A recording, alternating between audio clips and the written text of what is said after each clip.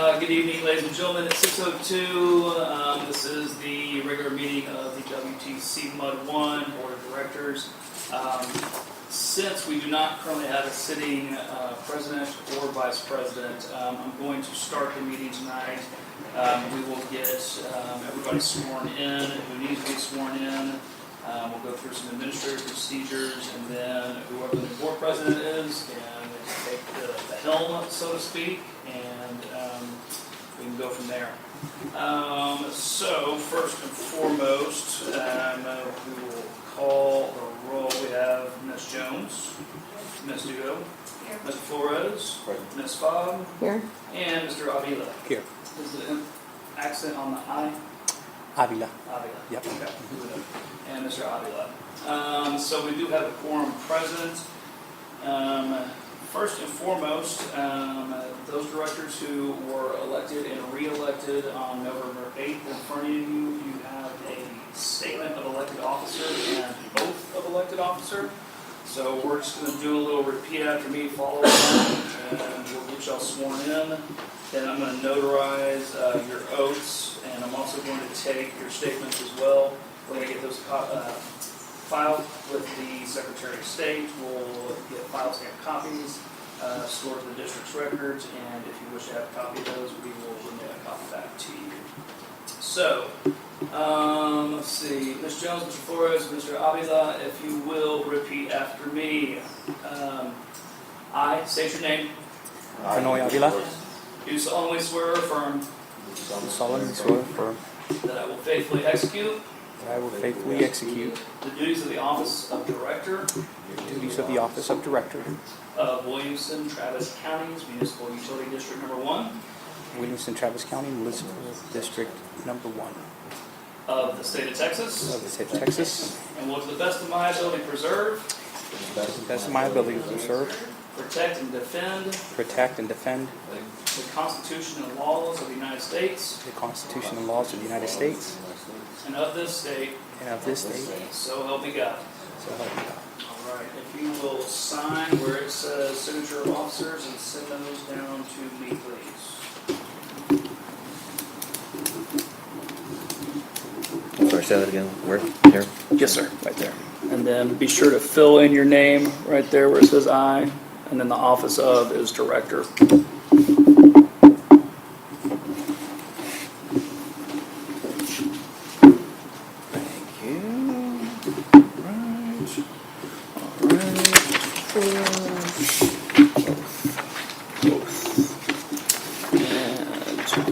Oath. All right. And now, before the statement of officer, we're also going to do another lead follow. I state your name. I, David Flores, Do solemnly swear or affirm do solemnly swear or affirm that I have not directly or indirectly paid, that I have not directly or indirectly paid, offered, promised to pay, offered, promised to pay, contributed, or promised to contribute contributed, or promised to contribute any money or thing of value, any money or thing of value, or promised any public office or promise any promised any public office, or employment for the giving or withholding or employment for the giving or withholding of a vote at the election Have a vote at the vote election at the election at which I was elected, or as a reward. at which I was elected, or as I was We're almost there. To secure my appointment or confirmation, to secure my appointment or confirmation, whichever the case may be. whichever the case may be. So help me God. So help me God. All right. Once again, fill in I. After I, put your name. After title of position to which elected or appointed, it will be Director. And on that one, you're going to sign at the bottom and date.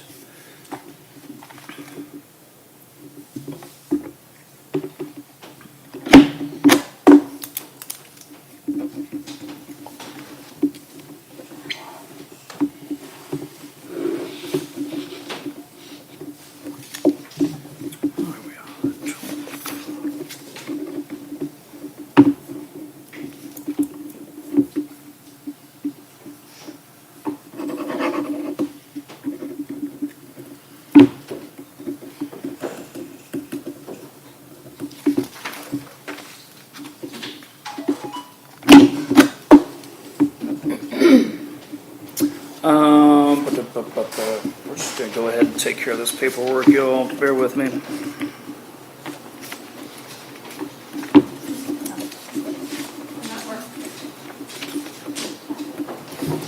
Recording devices, yeah. No, it's actually a, just got the recording, can pick it up. Hers is dead completely, I just want to put it in. It's a precinct or something.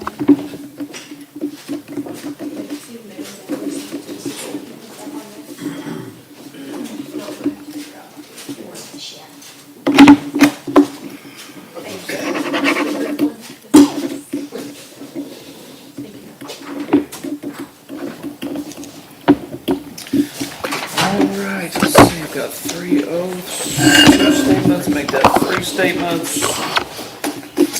Alright. So, everybody is official, congratulations y'all. I'm gonna also, when we get done with, actually, I'll tell you what. Listen to that beautiful nasally Texas twang coming from that speaker. Great sound. I'm gonna, at the end of the meeting, the 3 of y'all, I'm gonna have y'all sign my notary book, okay? So don't take off. All right. Just take care of that. So. All right. So, is there a motion to accept the oaths of office and the statement of officers? I'll make that motion. All right. Ms. Fobb makes the motion. Is there a second? A second. All right. All right. We're just going to do hand raising, folks. Raise your hand if you are in favor of that motion, please. All right. Vote is unanimous. Ayes have it. I can confirm that your director bonds are in place. That's item 3B. Item 3C, reconstitute the board of directors pursuant to the requirements of 49054B, the water code. Anytime we have an election, we are required to reconstitute the board. Just as a refresher, that means reassigning, if need be, the positions of the mandatory positions are to have president, a secretary, and treasurer. Those are the 3 that you have to have. I think y'all traditionally have had a president, vice president, secretary, and treasurer. At least that's what we had in the last makeup of the board. With that said, I will accept motions for nomination to the office of president. I'd like to make a motion.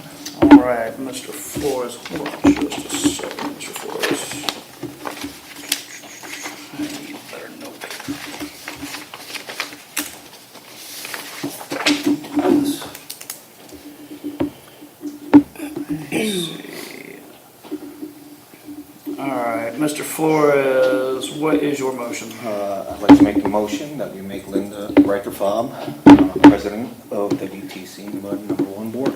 All right, Mr. Flores has nominated Ms. Fobb to serve as president. Is there a second? Hearing no second. I will make that second. All right, Ms. Fobb seconds. All right. I would like to make a motion. Yeah, so give me just a second. So what we're going to do it just like we do anything else. We're going to give everybody their 3 minutes. And we'll do my best to listen and run the clock tonight. So if anyone wishes to speak to the motion, they can. So we're just going to go around the room like we always do. Ms. Jones, you got 3 minutes. Anything you'd like to say? I don't see how that can happen if she's being censored right now, so no. Okay, very well. Ms. Dudo, do you have any comments on the motion? Yeah, same comment. Director Fobb is under censure at the moment, so. Okay. Mr. Flores, your motion, but we'll give you another 3 minutes if you wish. Yeah, thank you. It is, we do have the ability to remove that censor by a vote of this board. I think that in the first place I was not a fan of it happening. She is elected, she represents the people of this district that have voted her in. Probably the most votes ever in this district. So that censure doesn't, I don't think it could hold if we decide that we can remove that censure from her. I think she's the one that's been putting in the most amount of work. It shows in the videos. She's the one that looks at all holds our vendors accountable, and I think she is the best fit for this position. All right, thank you, Mr. Flores. Ms. Fobb, would you like to speak on the motion? I will. The censure that Megan and Beth are referring to is without merit and baseless. The items in there are not substantiated by any evidence whatsoever, which I did request from Zach Evans, according to the communications policy. He had an obligation to provide me with evidence that any of his statements were true. And Ms. Fobb, I'm going to remind They you were that you're not. speaking to the motion to appoint I you president. I am. Okay, I'm So, going to keep you on topic, please. Knowing that the censure is baseless, what I bring to this table that nobody else has is 30 years of experience in government, understanding all of the requirements of governments, their money, reviewing bills and invoices, contracts, and holding the district's service providers accountable. That is something that hasn't happened in the past, and I am hoping that since two of the new directors ran on transparency and accountability, that can now happen. It can't happen when business is conducted as it's always been conducted, and the fact that there has been no evidence whatsoever to support any claims or any evidence to preclude me from full participation in this meeting, which is part of a later agenda item down in this agenda we will discuss later. Because of all those facts, I don't see how anyone could deny that I am probably the most qualified person to be the president of this board, with more knowledge and experience than all others combined, and with a history in this district of preserving and protecting the rights of the residents. I am not interested in punitive actions or any of the other things that have been going on here in the last 9 months. So with that said, I would like to ask for your consideration and know that at any time, if the performance is not to your standard, you can always reconstitute the board. That takes just a vote of 3, and you can try someone else. All right, Mr. Avila, you have 3 minutes if you wish to speak on the motion. No comment, Mr. Avila. All right, that said, if you are in favor of the motion, raise your hand. Motion fails, 2-3. I'd like to make another motion. You are going to have to hold your motion, Mr. Flores. Is there anyone else who wishes to make I'd a like motion? to make a motion, please. I asked if I could make a motion, Actually, but Ms. you Jones asked. did ask a minute ago, and I told her to hold on. So, Ms. Jones I would like to nominate Megan Dudo as president. nominates Ms. Dudo as president. Is there a second? Second. Mr. Avila seconds. Let's do a reverse. Mr. Avila, would you like to speak on the motion?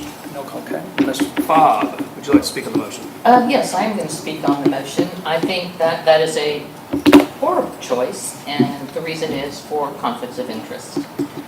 Noted, plenty of them, and Ms. there. Fobb, can you speak to I- conflicts of interest? I'm just going to ask you because it's going to sound awfully like an accusation. No. And if you'll recall, we are not doing Right. that on this board. And so, I see, in my opinion, a conflict of interest. okay, in your opinion. In my Okay. opinion, it is a conflict of interest for Megan to be the president of this board because her allegiance has, in my opinion, been crossed several times. And I also find that because I just don't have confidence in her abilities. I have watched her review bills and invoices and let mistakes slide. I've watched her approve payments for things that have not been bid. Recently, the playground project at Sunchase, which should be bid because the total project costs are well in excess of $90,000. You can't parse pieces out. Are we bashing? There's no understanding of the rules of government by Megan Dudo, and she operates in that fashion, and that's going to cause a tremendous amount of problems for this district in the future, because they don't get to go unaddressed. All right, anything else? All right, Ms. Flores, you got 3 minutes.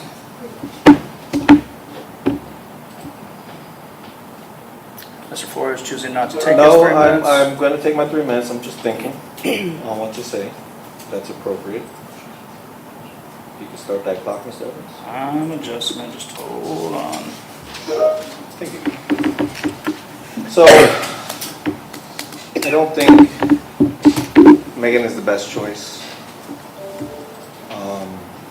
I think her allegiance to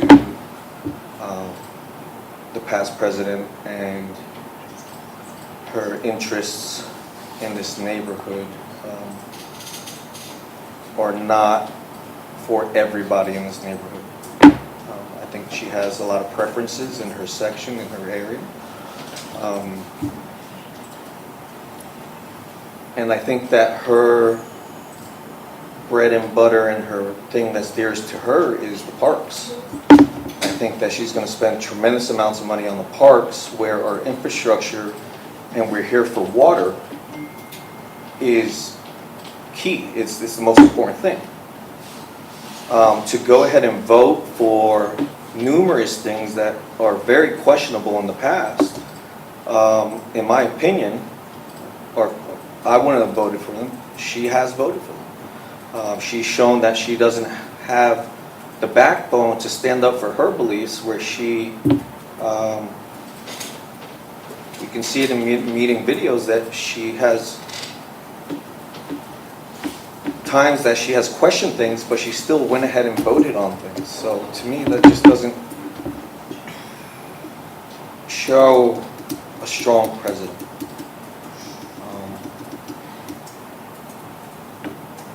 I don't know if it's appropriate or not, but I would prefer to have Mr. Avila as the president than that is a neutral party that's new, than Megan trying to always get her way. But that's all. All right, Ms. Dudo, would you like to speak to the motion?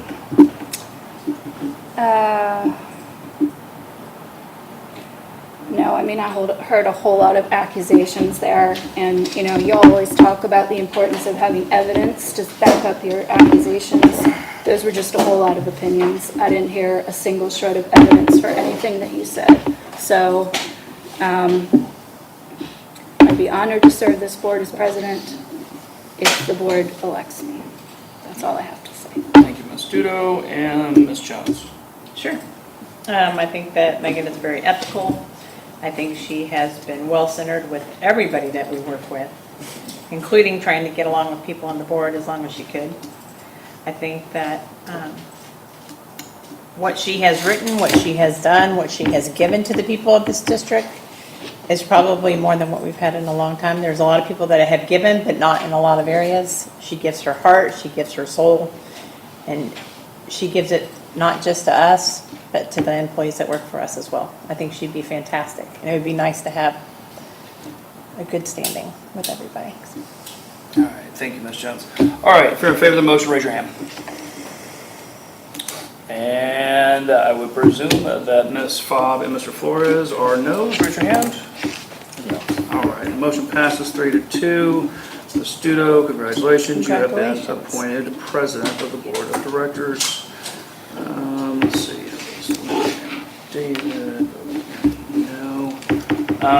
Ms. Dudo, do you care to take over the meeting at this point? I would like, just so that we have an efficient meeting tonight, if you would please just run the meeting for the rest of tonight, and I will take over in January, please. Okay. That said, I don't mind doing that, but just for the sake of formality, let's go ahead and do some chair swapping here. This has always been traditionally the president's seat. If you would, Ms. Dudo, sit over here. Mr. Avila, I'm going to ask you to sit over here. Mr. Flores, you down there.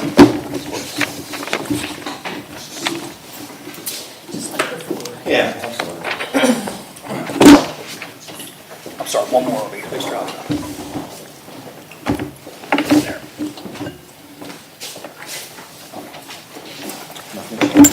All right. Okay, so we have the position of president filled. All right, is there a motion for the position of vice president? I'll make a motion that Linda be elected. All right, is there a second? Mr. Flores' motion dies for lack of a second. Is there another motion to appoint a vice president? Motion to appoint Beth Jones as vice president. All right, Ms. Dudo makes a motion to appoint Ms. Jones as president. Is there a second? I'll second it. All right, Ms. Jones seconds. Can we dispense with the election speeches for these other 4 positions, Yes. directors? That's fine. Can 3 of you agree to that, at least? Do 3 of you agree to that? Yes, I'm fine. Okay, I've got 2. Ms. Fobb, Mr. Flores, is that a no? You have to repeat the questions already here. I'm asking if we can agree to forego campaign speeches for the No, other I'd like to make it. Okay, so Ms. Fobb says no. Mr. Flores, you gotta say no. Mr. Avila, guess what? You're the tiebreaker for this evening. This may be a recurring theme in your tenure here, I'm guessing. Would you like to forego the campaign speeches for the remaining 4 positions? Or excuse me, the remaining 3 positions? The alternative would be to do what we did for each position, what we just did for president, except for each position. Those aren't really speeches, are they, Zach? That's discussion. Ms. after a Fobb, I'm motion. directing my comments to Ms. Kind of rather go Avila through right the now. process, so. Okay, Yeah. so we'll continue to do as we did? Yes. Okay, all right, that's what we will do. All right, Ms. Jones has been nominated as vice president. Ms. Jones, would you like to speak to the motion? Sure. I don't think that I've ever been in trouble, I've never been written up, I've never been anything, I've participated in everything that I can. I feel that I would be a good support for Megan. I believe that I would be a good support whoever became secretary and the rest of the board. All right, thank you, Ms. Jones. Mr. Avila, would you like to speak to the motion? No. Okay, Ms. Dudo, it's your motion. Care to speak to it? Beth has, she has experience on the board. She's been the secretary. She's been, I think you've been the treasurer, right? I have. So I think that given her experience on the board and that she's served in the other positions as well, I think she would make a great choice for vice president. All right, Ms. Fobb, you care to speak to the motion? Yes, Beth Jones has actually 9 communication policy violations filed against her. No action has been taken, but they have been filed. She has also accused both David Ms. and Fobb, myself. see, this is what I was This afraid is- of. Hold on, this I'm is going why- to stop you, okay? Just listen to me talk, okay? All right. If you have something substantive to speak to regarding the motion, not a character attack on another director, please proceed. Zach If Evans, we're going to that's not continue, character attacks, it's statements of fact which are allowed. Ms. Fobb, I seem to recall you were voting for some rules of order that Yes. apply to this board. Yes, Did you not? I did, of Those course I rules of did. order do still apply, and they still name me as the parliamentarian, as the district's attorney. I'm telling you that your comments right now are not germane. They do violate the rules of order in that you are casting personal attacks against another director. And so I'm going to ask you to correct your course of communication at this time. Do you have anything that is not a character attack to say about Ms. Jones? Well, Zach, if factual information is a character attack, then how do we release factual Okay, so is that a no? information? I do have something to say, and I would like to say it, and I'm going to give you one more try. Go ahead. I do not feel that Beth Jones is capable of being in any position on this board based on her previous attacks on members of this board. Okay, very well. Mr. Flores, would you like to speak to the motion? Same rules apply.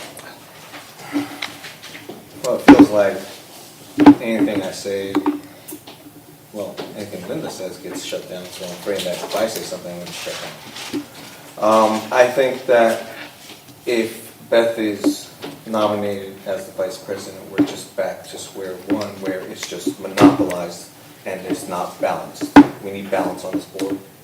We need to work together.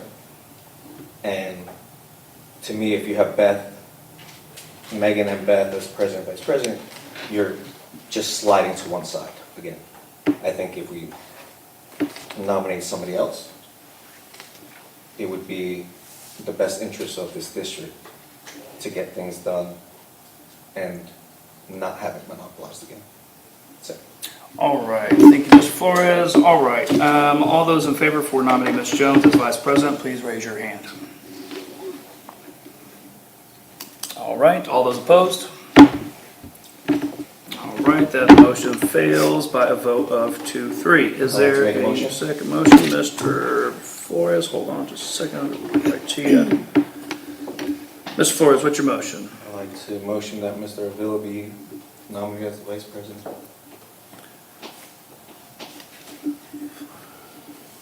I'll second that. All right, and Ms. Judo seconds. All right, I see a pattern developing tonight. Ms. Jones, would you like to speak to the motion? I will not. Okay, Mr. Avila, would you like to speak to the motion? All right, Ms. Dudo. Director Avila strikes me as an incredibly fair, honest person with a lot of integrity. My hope is that he's going to be really good for this district, and I think he'd make a really good vice president. All right, thank you, Ms. Dudo. Ms. Fobb. What pattern are you seeing, Zach, that I'm not seeing? Ms. Fobb, would you like to speak to the motion? Yes, I'd like to ask Zach Evans what he sees that I don't see. Are you So willing Ms. to Fobb answer? is deciding not to speak to the motion. Mr. Flores, would you like to speak to the motion?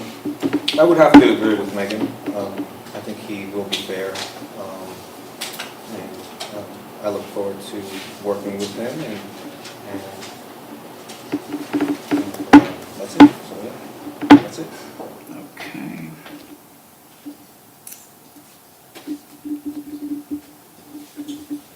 All right, I believe everybody's had an opportunity. If you are in favor of Mr. Avila serving as vice president, raise your hand. All right, we have unanimous consent. All right, moving right along. Is there a motion for nomination to the office of secretary?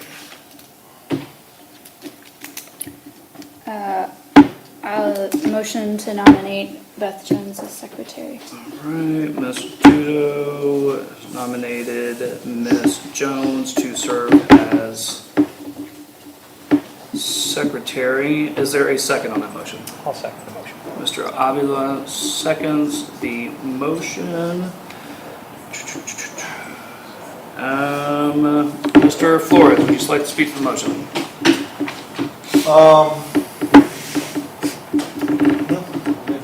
Ms. Fobb. Same reasons, not qualified, not cooperative. All right, Ms. Dudo.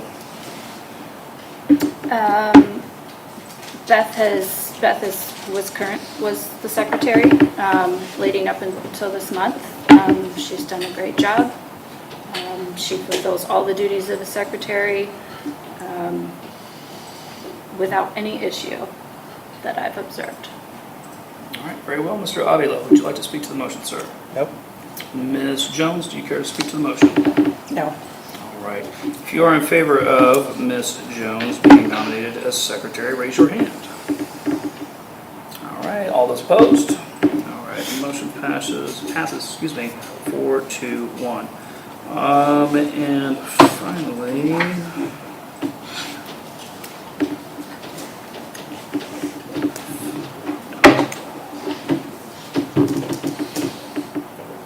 bear with me, folks. Finally, is there a motion for the office of treasurer? I would like to make a motion. All right, Mr. Flores. Motion that Linda be named treasurer. I'll second that motion. All right, there's been a motion to appoint Ms. Fobb as treasurer. There's been a second as well. Let's start with Ms. Jones. Do you care to speak to the motion? At this time, I think that that's not possible because she is censured. All right. Mr. Avila, would you like to speak to the motion, sir? I'd just like to know that censure would limit Director Fobb from serving So, as a director. no, it doesn't have any kind of legal barrier to her serving? No, sir. Okay. So that would be for the president as well, right, Mr. Evans? It would. We're not speaking about the president's position at the time. It's right now. It's about the treasurers. Ms. Judo, do you care to speak to the motion? I believe the intent of the censure was to remove Director Fobb from all officer positions. Director Fobb was previously the secretary, and she did not fulfill that duty. She refused to sign things that the board voted on, which was the secretary's duty, refused to sign checks that she did not vote on even when they were approved by the board. That is your duty. It doesn't matter whether you agree with it or not. If the board adopts it, it's your duty to sign those things. So given that and the fact that the censure has not been voted on to be lifted, that's something that the board needs to take up as a separate issue. So I think that giving an officer position to someone who is still under censure kind of defeats the purpose of the censure. All right. Ms. Fobb, you care to speak to the motion? I do. I want to speak to that motion because that was a whole bunch of accusations without any evidence to back that up. I have evidence. So I'm going to say this, that the treasurer position is responsible for looking at the money, and nobody has looked at it closer than me. And you'll see more of that tonight in my presentation. So the censure document that keeps coming up on these positions, Zach, that needs to be addressed. So I think that to use that as an excuse when that has never been factualized is a real concern to me. So I'm going to say that this proceeding is just not feeling right. So I'm going to have to check it out. You're going to check it I'm out. going to check it out. Check it So out. Check in it out. the Check it out interim, the board meeting? just your parliamentary procedure. Okay. Yeah. All right. I have concerns about that. Okay. All right. Mr. Flores, care to speak to the motion, sir? Yeah. So, like Lynn said, the censure keeps coming up. So is that something that we can bring up at any time, Zach, to vote It on is it? not on the agenda. Okay, so it has to be put on the agenda. Yes, has to be put on the Correct. agenda. to That's discuss correct. it. Okay. In order for there to be a vote, there would have to be on the agenda. That's correct. So it would have to be on the agenda to vote. So I think that any of these decisions are based on that censure. I guess we'll have to motion to reconstitute the board later on then, once we discuss that censure. But for treasurer, I think she has been, she has proven time and time again that she is the one looking at the financials. I think we've all seen that. I think if anybody votes no, it's just because they're,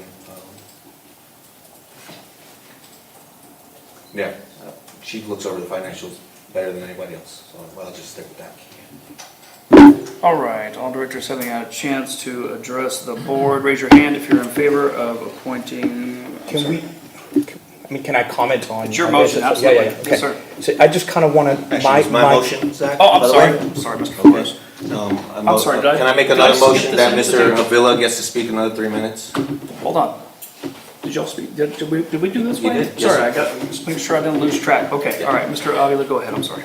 Yeah, so, I'm understanding that there are concerns about the censure, but I think my concern is more of a legal, so you as an attorney, I would like to understand if, why would a censure disqualify a director which has been elected by the public to serve as a director? So, Yeah, just want to make sure we're following the rules and the law. That's what matters. Yeah, no, at this again, point. the resolution of censure is not on the agenda. That's where I was really just trying to avoid getting into too depth of a discussion about the resolution itself. We can certainly put that on the agenda for next month, and y'all can just deliberate away. But as with so many other resolutions and procedures and policies that y'all put into place, they're only as good as the people who vote on them and institute them. So much like if there is a discrepancy in another resolution, let's say something in the communications policy does not get carried out to the T, the Attorney General, the TCEQ, they don't come kicking down our door. The police don't have any standing. It's not a criminal offense if somebody violates a district resolution. And so the equivalent here is this resolution of censure against Ms. Fobb, whereby she was removed from office, from her inner board office, I should say. So her position as director is not affected by the resolution of censure. What was affected was her serving as an officer on this board, and I believe it also removed her from committee appointments that may have been done by a separate motion. Regardless, so what you are essentially doing, if you were to appoint Ms. Fobb to an officer position tonight, is disregarding any provision in the resolution of censure to the contrary. But again, this is y'all's decision to make because these are your rules and policies. So if you decide to appoint her regardless of the resolution of censure, that's y'all's decision. Three of y'all have that power. Okay, Does so that answer your question? I have a question. Yeah, thanks. All right, Mr. Flores. So, in theory, if we voted for Ms. Fobb as the president, it would cancel out her censure. You're just saying if she I gets don't a think treasurer, so. if you No, get a treasurer, wait, I thought you just said, hold on, let me finish, Mr. Evans, Just please. answered you.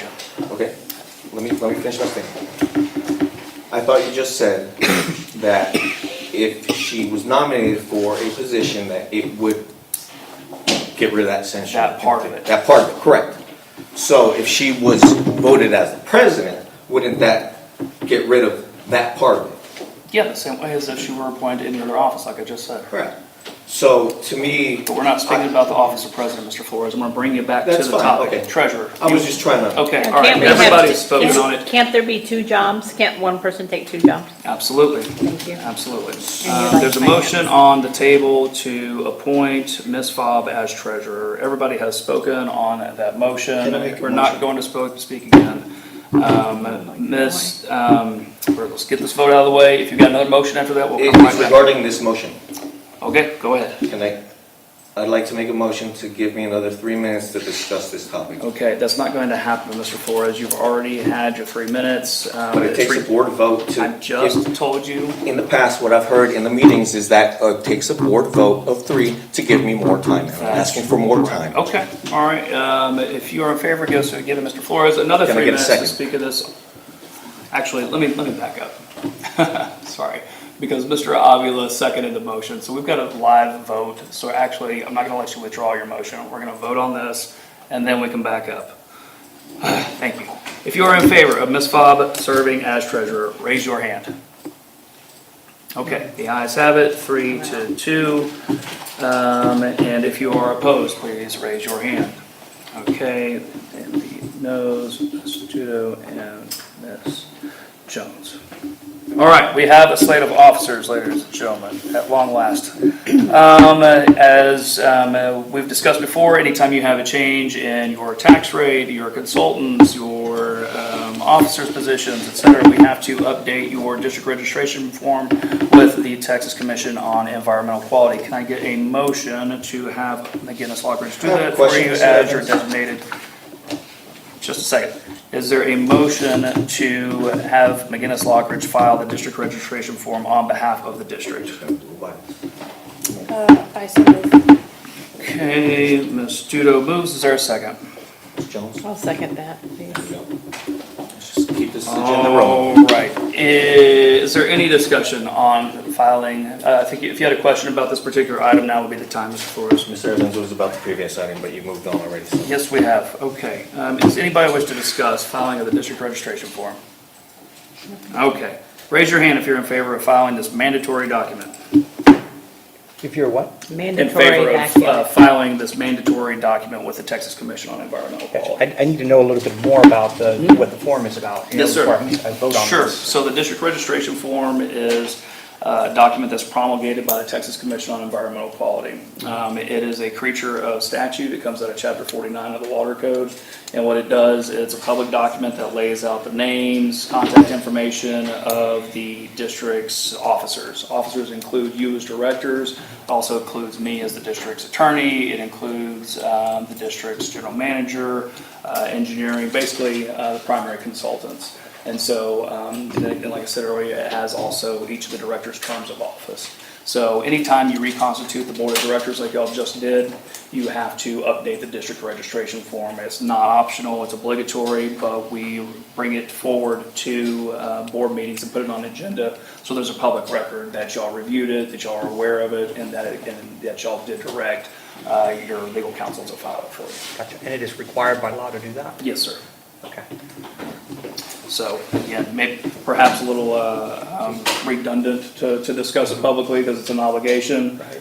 But again, it's just in the interest of putting it out there for the public to be aware of it.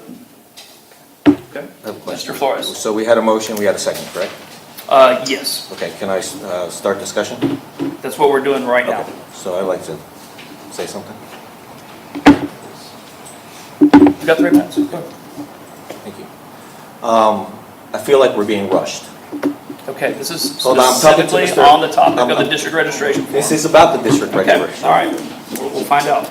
Okay, I feel like we're being rushed to vote on this item to get past and just move forward. I think we need to slow it down because remember that there's 2 new board members here that need to understand what's going on.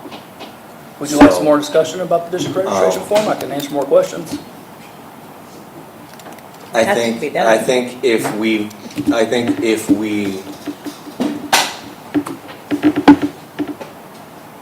vote no, or if we put this on the table for a second, then we can go back to the agenda item prior to this.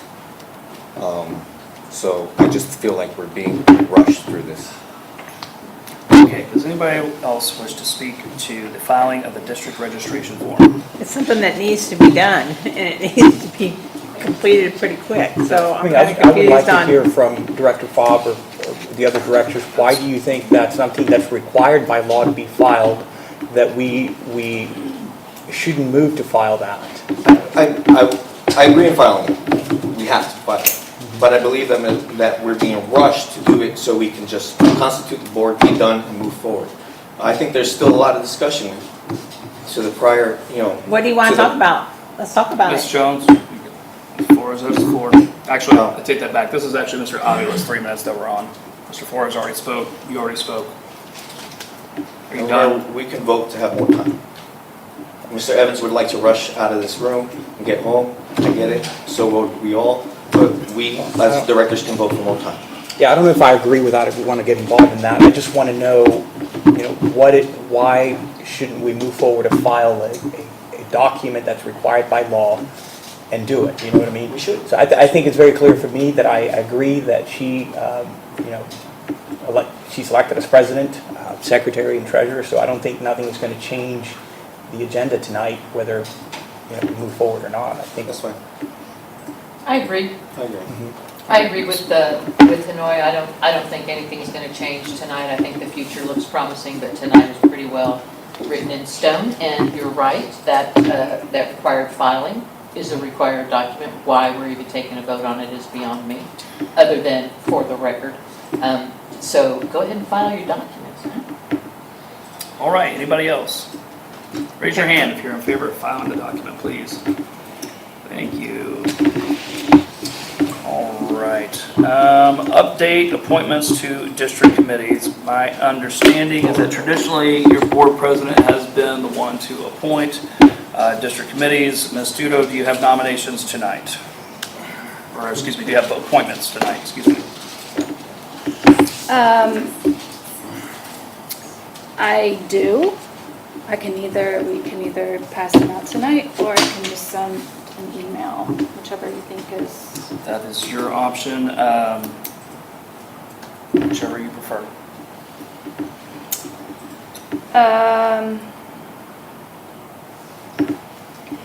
What would the board like to do? Email, go quicker, we have a lot to cover. The email would be great.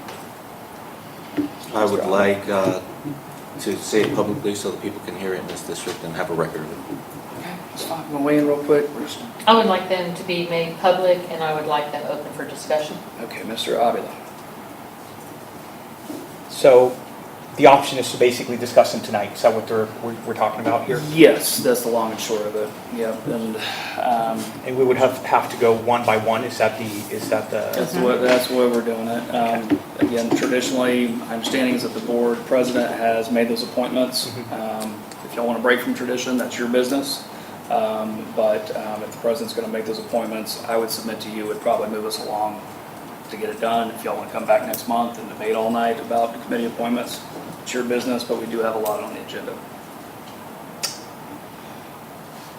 I'd rather move that we leave that for a next meeting, but, have further discussion as to like who's going to get appointed. Okay. All right. Madam President, you've heard the comments from the board. With that said, do you want to leave this be for this evening then? Well, let me just say that if the appointments don't get made, within the next few days, we go another month without active committees. Okay. And we've already been in this weird zone where a lot of our committees weren't functional because we lost both committee members, if it was Art and Catherine, and that's not good for the district. So I think the decision is either I send the appointments out via email, and those are what they are. We could put it back on the agenda and talk about it, but they would be what they would be for the time being.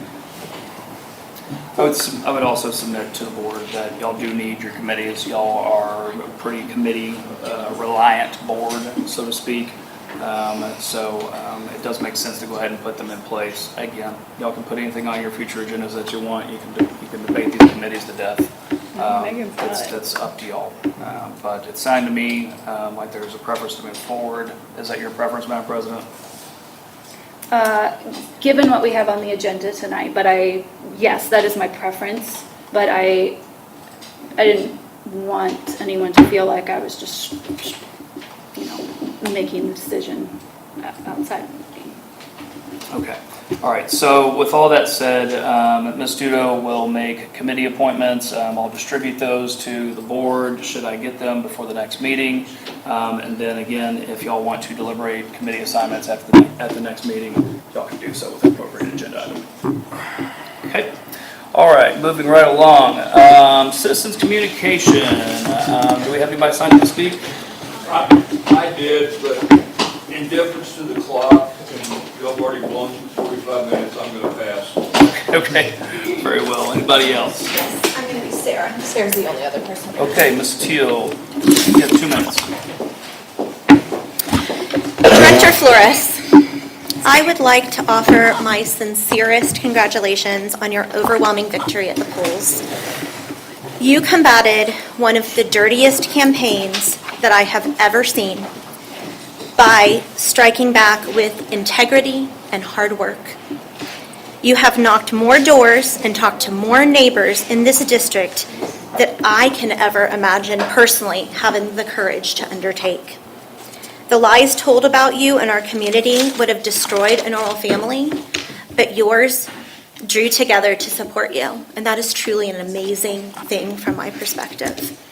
I can only imagine that this district will do great things with your willingness to learn and take on new challenges, and you and Linda's dedication, even in the face of great adversity, to always do the right and the ethical thing for the district. Thank you. All right, that concludes citizen communications. Ms. Scales, we were going to move up item 14 up to the front end of the meeting. Do you still want to do that? All right. Why don't you take the floor? Yes, ma'am.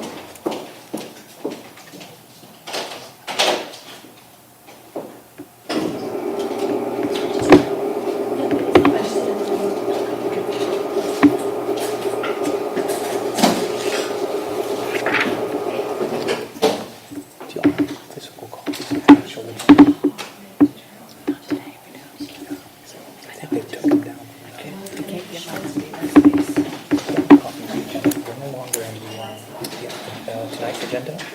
They're not on the drive, so they were there last night.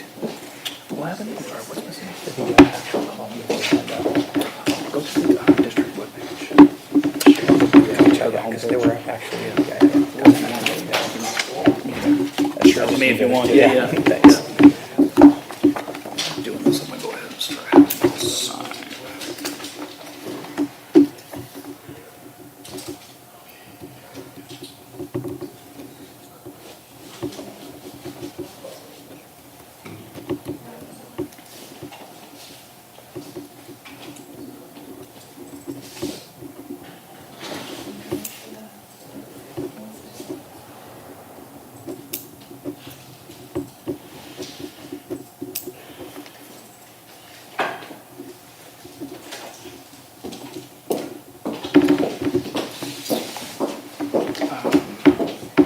If you would, let me please just print your name, sign, and then home address or whatever address you want to use, please.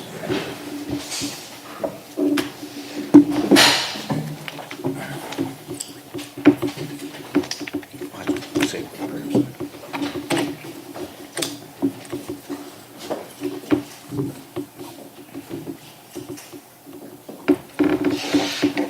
Sorry, I'll have to project, it's just not coming on. I'm not sure why it's lit up, it's just not coming on. And I'm about to get up there. That's yours. Yep, that's it. So Forrest, you just fill this out. So it's going to be handwrite your name, sign, and then home address.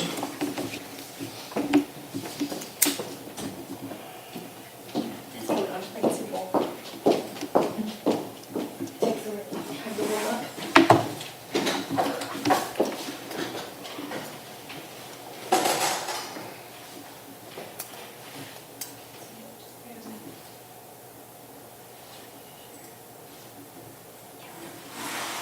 Thanks, sir. Mr. Jones, let's see if you need, sorry. That was okay. Just need you to print, sign, and address.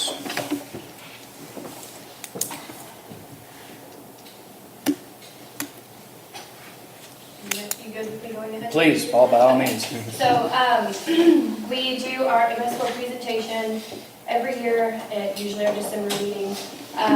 This is you'll see a lot of similar things from last year's presentation, but we did update it quite a bit. This is the presentation where we talk about the district's MS4, go over what that means, some ideas that the Stormwater Committee has come up with for public outreach and community involvement, and a little bit behind the background of what an MS4 is and essentially benefiting the community and why it sticks. So these are the topics that we are going to go over in order. Oops, I'm sorry. So as far as what an MS4 is, this is something that should be familiar from last year. You have municipal, separate, and storm sewer systems. A municipal system is a system owned by a public agency, city, towns, counties, flood control districts, those typical agencies. Separate is something that does not connect to your sanitary sewer system, and it does not lead to the wastewater treatment plant. I'm sure a lot of you are familiar, but we don't have a plant in this district. We get our water from the city of Cedar Park, and our sewer goes back to the city of Cedar Park. So we don't manage or man any of the water or wastewater plants, but you do have 3 lift stations and many detention ponds. A storm sewer system is something that is comprised of the drains, the ditches, the curbs, the storm sewers, the things you see in the district, and that is something that WTC does have. If you are interested in learning more about the nitty-gritty details of an MS4, you can follow that link there at the bottom. That will take you to TCEQ's website for the permitting of stormwater MS4 permits. This one here is a little bit of a depiction of kind of understanding how stormwater runs off of surfaces as well as where it travels through the system. So you run off on roof surfaces. A lot of people don't realize you get a lot of grit from your shingles in the system that way, which is part of the reason why every now and then you have to clean things out. You also have your gutters, your downspouts, and yard runoff, which is pretty typical. Those run into gutters, ditches, or storm sewers, and then they run through the system back to bodies of water, in a little bit, you'll see a map of exactly where WTCs go. Something to always consider whenever you're out and about, you see people blowing lawn clippings into the street or dirt or anything, 9 times out of 10 it's going to make its way into your storm sewer system. It's not what you want. Those are things that do not belong in there. The big goal for storm sewer systems is only rain down the drain is the quote. That's, I think, trademarked at this point, but that is essentially what you want to see. So stormwater, and what is that? So water flowing as rain or snow, once it melts, that does not infiltrate the surface of the ground, it's called stormwater. Your stormwater has the potential to introduce pollutants. As I said earlier, you can have runoff from roots carry a lot of things into your system as far as the I don't know what it's called, the surface of a shingle, but that stuff breaks off easily, does find its way into the system, as well as things in yards, lawn clippings, as I said, from the streets, sediment buildup, any kind of little thing that gets into your street. If you have storm sewers, it's going to go there. Stormwater runoff, especially from construction sites, is a really hot item. The best thing about WTC is you're pretty much all built out. You don't see that a lot, but you will notice in construction areas there are a lot of things called silt fencing to keep sediment into yards. You're not allowed to leave a yard more than, I think, 48 hours without putting sod on it, because the sediment built up is pretty heavy in that time and it will run into the street, especially if you have a rain event. And these are all construction protocols that you have within your rules and regulations for MS4s. And then things that are tracked when you do have construction projects, but thankfully you haven't had any in quite a while. And then the US EPA also regulates construction activity to reduce the amounts of pollutants, and they also issue fines to those who pollute outside of the parameters that they're given within their projects. This is a map of the storm system in WTC, and you'll notice the blue areas where you have Cypress Creek Tributary 1 waters and 1 and 2 at the bottom there, as well as Buttercup Creek up at the top. That is where WTC's storm sewer tracks all of your storm water, basically. So that is where it goes. Public outreach ideas that the committee has actually come up with, and we do intend to work through some of these ideas within the next year, is rain barrels. We previously talked about it, but we've looked more into it, and we're trying to determine pricing and things like that and how that would work for the district, as well as reaching out to other entities that have already done projects like this to get the how-tos and more information on it. We will be doing inlet plaques again, something a little more durable than the little clay plaque you'll had before, and we will in turn be numbering your inlets throughout so that your lovely engineer can provide you a map, hopefully, eventually, of all of your inlets, so you'll be able to track them by number. And then outside of that, we're looking at potentially hosting a workshop that would encompass the composition of basically explaining how to create a rain garden in your home or something to that effect, but these are ideas that the committee has come up with and we're potentially looking to execute sometime next year. The Clean Water Act has a really high impact on your MS4. It's kind of one of the main reasons why it exists, and it was developed in 1948, expanded in 1972. You can read more about it, but it basically ensures that everyone has, both state and other entities have regulating standards for surface water to make sure that the water we get is clean and healthy for us. So some things to worry about, you have different kinds of pollution, point source and non-point source. This is terminology you'll probably never use in day-to-day life, but it is highly common in MS4s. Point source is originating from a single identifiable source, such as a discharge pipe. You can locate it. It's not a question of where what you found came from, like non-point source, which is pollution that doesn't exist or generate from a single source that's not visibly being seen, but it just ends up there. Some of the most common point sources are municipal systems where there are water treatment plants, landfills, utility stations, motor pools, and fleet maintenance facilities. Big one is waste management trucks too can cause point source issues just by leaking their stuff into the street with the trash juice and the hydraulic fluids. The most common non-point sources are sediment, nutrients, micrograins, and toxics, which are all things that generate as surface water makes its way into the system and where it needs to go. So some things that can be a bit of an issue with stormwater is erosion at banks as well as damaging any sort of aquatic habitat. Stormwater, being that it does carry pollutants, does have the ability to hurt things. It can also push excess nutrients from fertilizers as well as pet waste and other sources into those bodies of water that it deposits into. So for WTC, it's Butter Creek, Buttercup, and what is the other one? I can't remember its name. Cypress Creek. Cypress Creek. I wanted to call it Ranch something, but my brain's just not working. So for WTC, those are the two bodies of water that would be most affected by the items and nutrients and everything that the water touches first would affect. It can also push the excess sediment into rivers and streams. Sediment can block sunlight from penetrating the surface, which would then cause harm to aquatic life. It creates algae buildup. It can create films across water, especially when there's oil in it. It can also push pesticides, leaking fuel, motor fuel, anything you can think of when you're changing your oil in your vehicle in your driveway and a little bit runs down and you don't catch it. Those are all types of things that will end up in the storm sewer system because eventually you're going to spray your driveway off and you're going to rinse it off and that's eventually going to make its way down. So just keep that in mind. So some of the things that we are doing and how you can be a part of participating.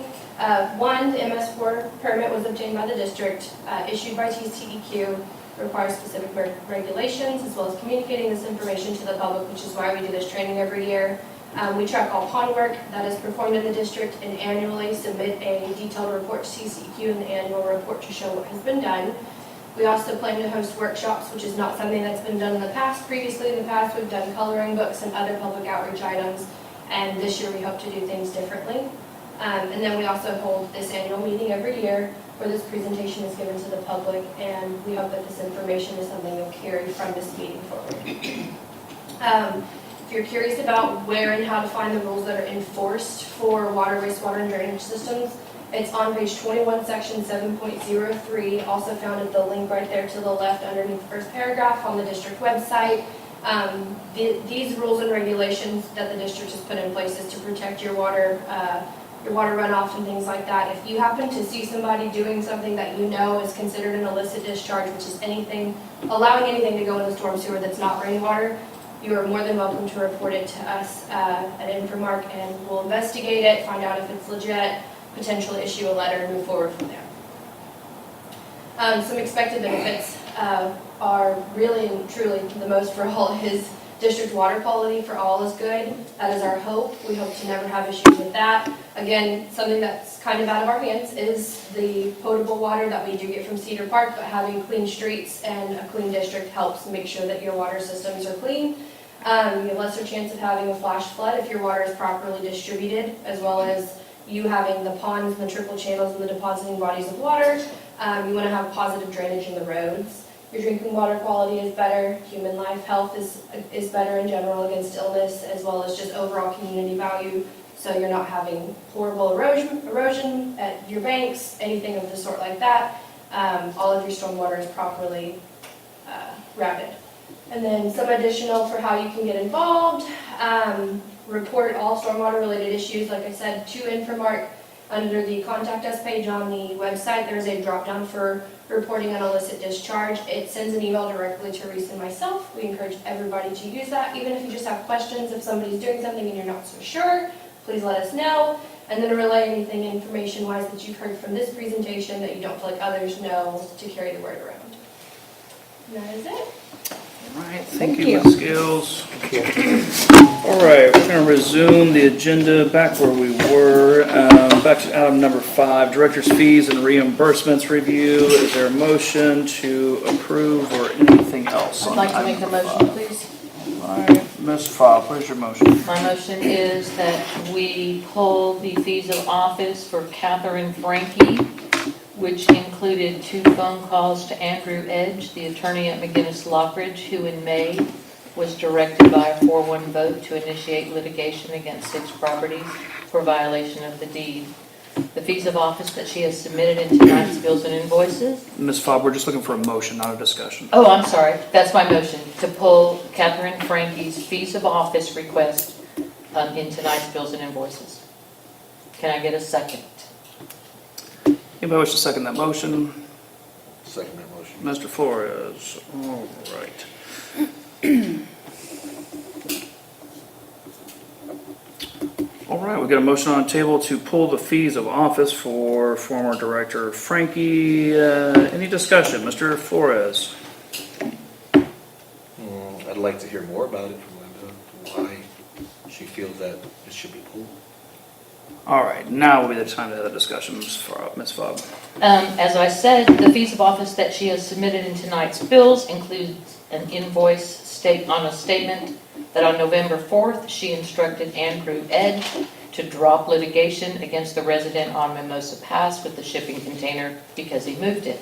She did not share this information with the board 12 days later on the November 16th meeting during the discussion of this property and its related litigation matters. Instead, Catherine announced during the meeting that the resident moved the shipping container within 48 hours after he received a demand letter, which was not authorized for this property or any other for that matter. Catherine made a unilateral decision to overturn a vote of the board without any deliberation or vote. Because Catherine acted without authority, not disclosing during the November 16th meeting that she had overturned the vote of the board regarding this property, she should not be compensated a $150 fee of office for a phone call to an attorney that allowed her to abuse her power. In fact, Andrew Edge of McGinnis Lockridge should be held to account if he's taken any action whatsoever based on that phone call and direction from one member of the board. Her actions did not involve deliberation with the board in an open public meeting, and it's not within her duties or responsibilities to make decisions for the other 4 members. Therefore, it is my opinion that she should not be rewarded with public funds to abuse the power of her office. All right, Ms. Tito, wish to speak to the motion? There's 2 different things here. There's whether or not she had the authority to do that, and there's whether or not what she was doing is something that she can request fees of office for. Mr. Evans, do you have an opinion about whether or not a phone call made to an attorney that's essentially a deed restriction committee issue, does that qualify for fees of office? What Chapter 49 says is that a director can be compensated for quote-unquote substantive deliberation of district business. I would certainly posit that discussing ongoing litigation qualifies as such, yes. Okay, so those are completely different issues, in my opinion. All right, thank you, Ms. Tito. Mr. Avila, do you care to speak to the motion?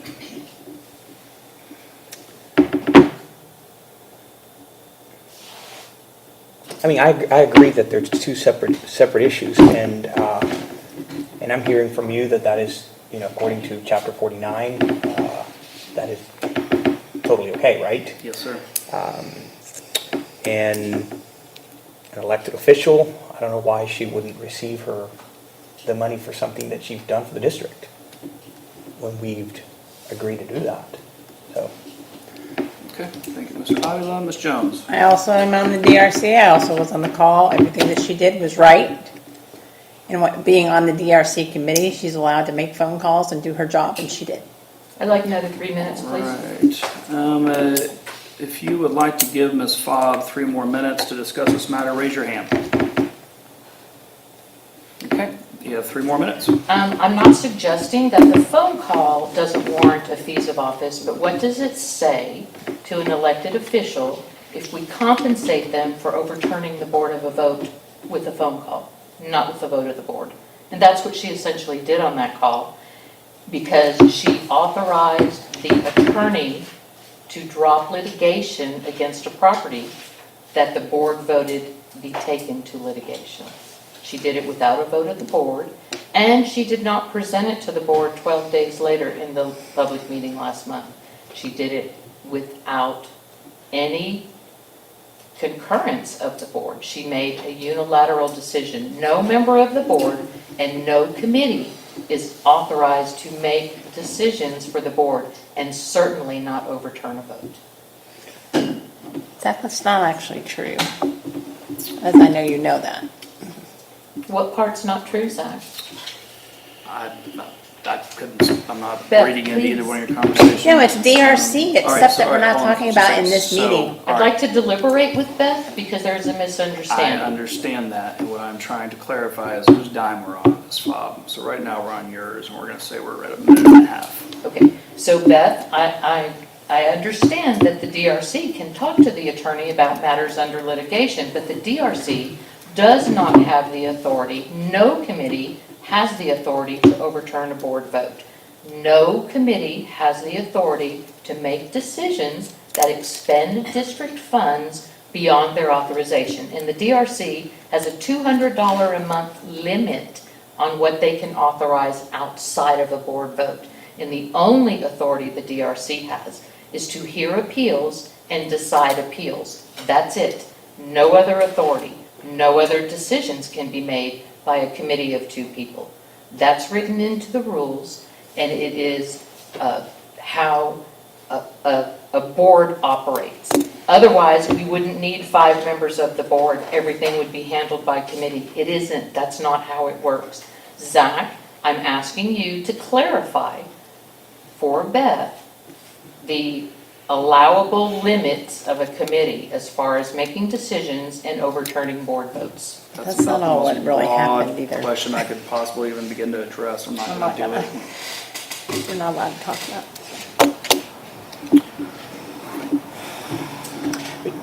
Could I give I do have a minute? That is Mr. Evans? Ms. Fobb's time. One moment, please. Mr. Avila was about to say something. Ms. Fobb's already been given an additional 3 minutes, so everybody else gets that opportunity as well. Go ahead, Mr. Avila. So how do you get to, I mean, she is, in a sense, an agent and is out acting with authority. She does have authority. How do you come up with, from exercising her authority to overturning a vote? What evidence do you have that she, in fact, overturned a vote? Oh, it's written on her fees of office form. Did you see it? I have not seen that. Okay, form. she wrote in there, that's what that phone call was about. The gentleman that had the shipping container moved the container.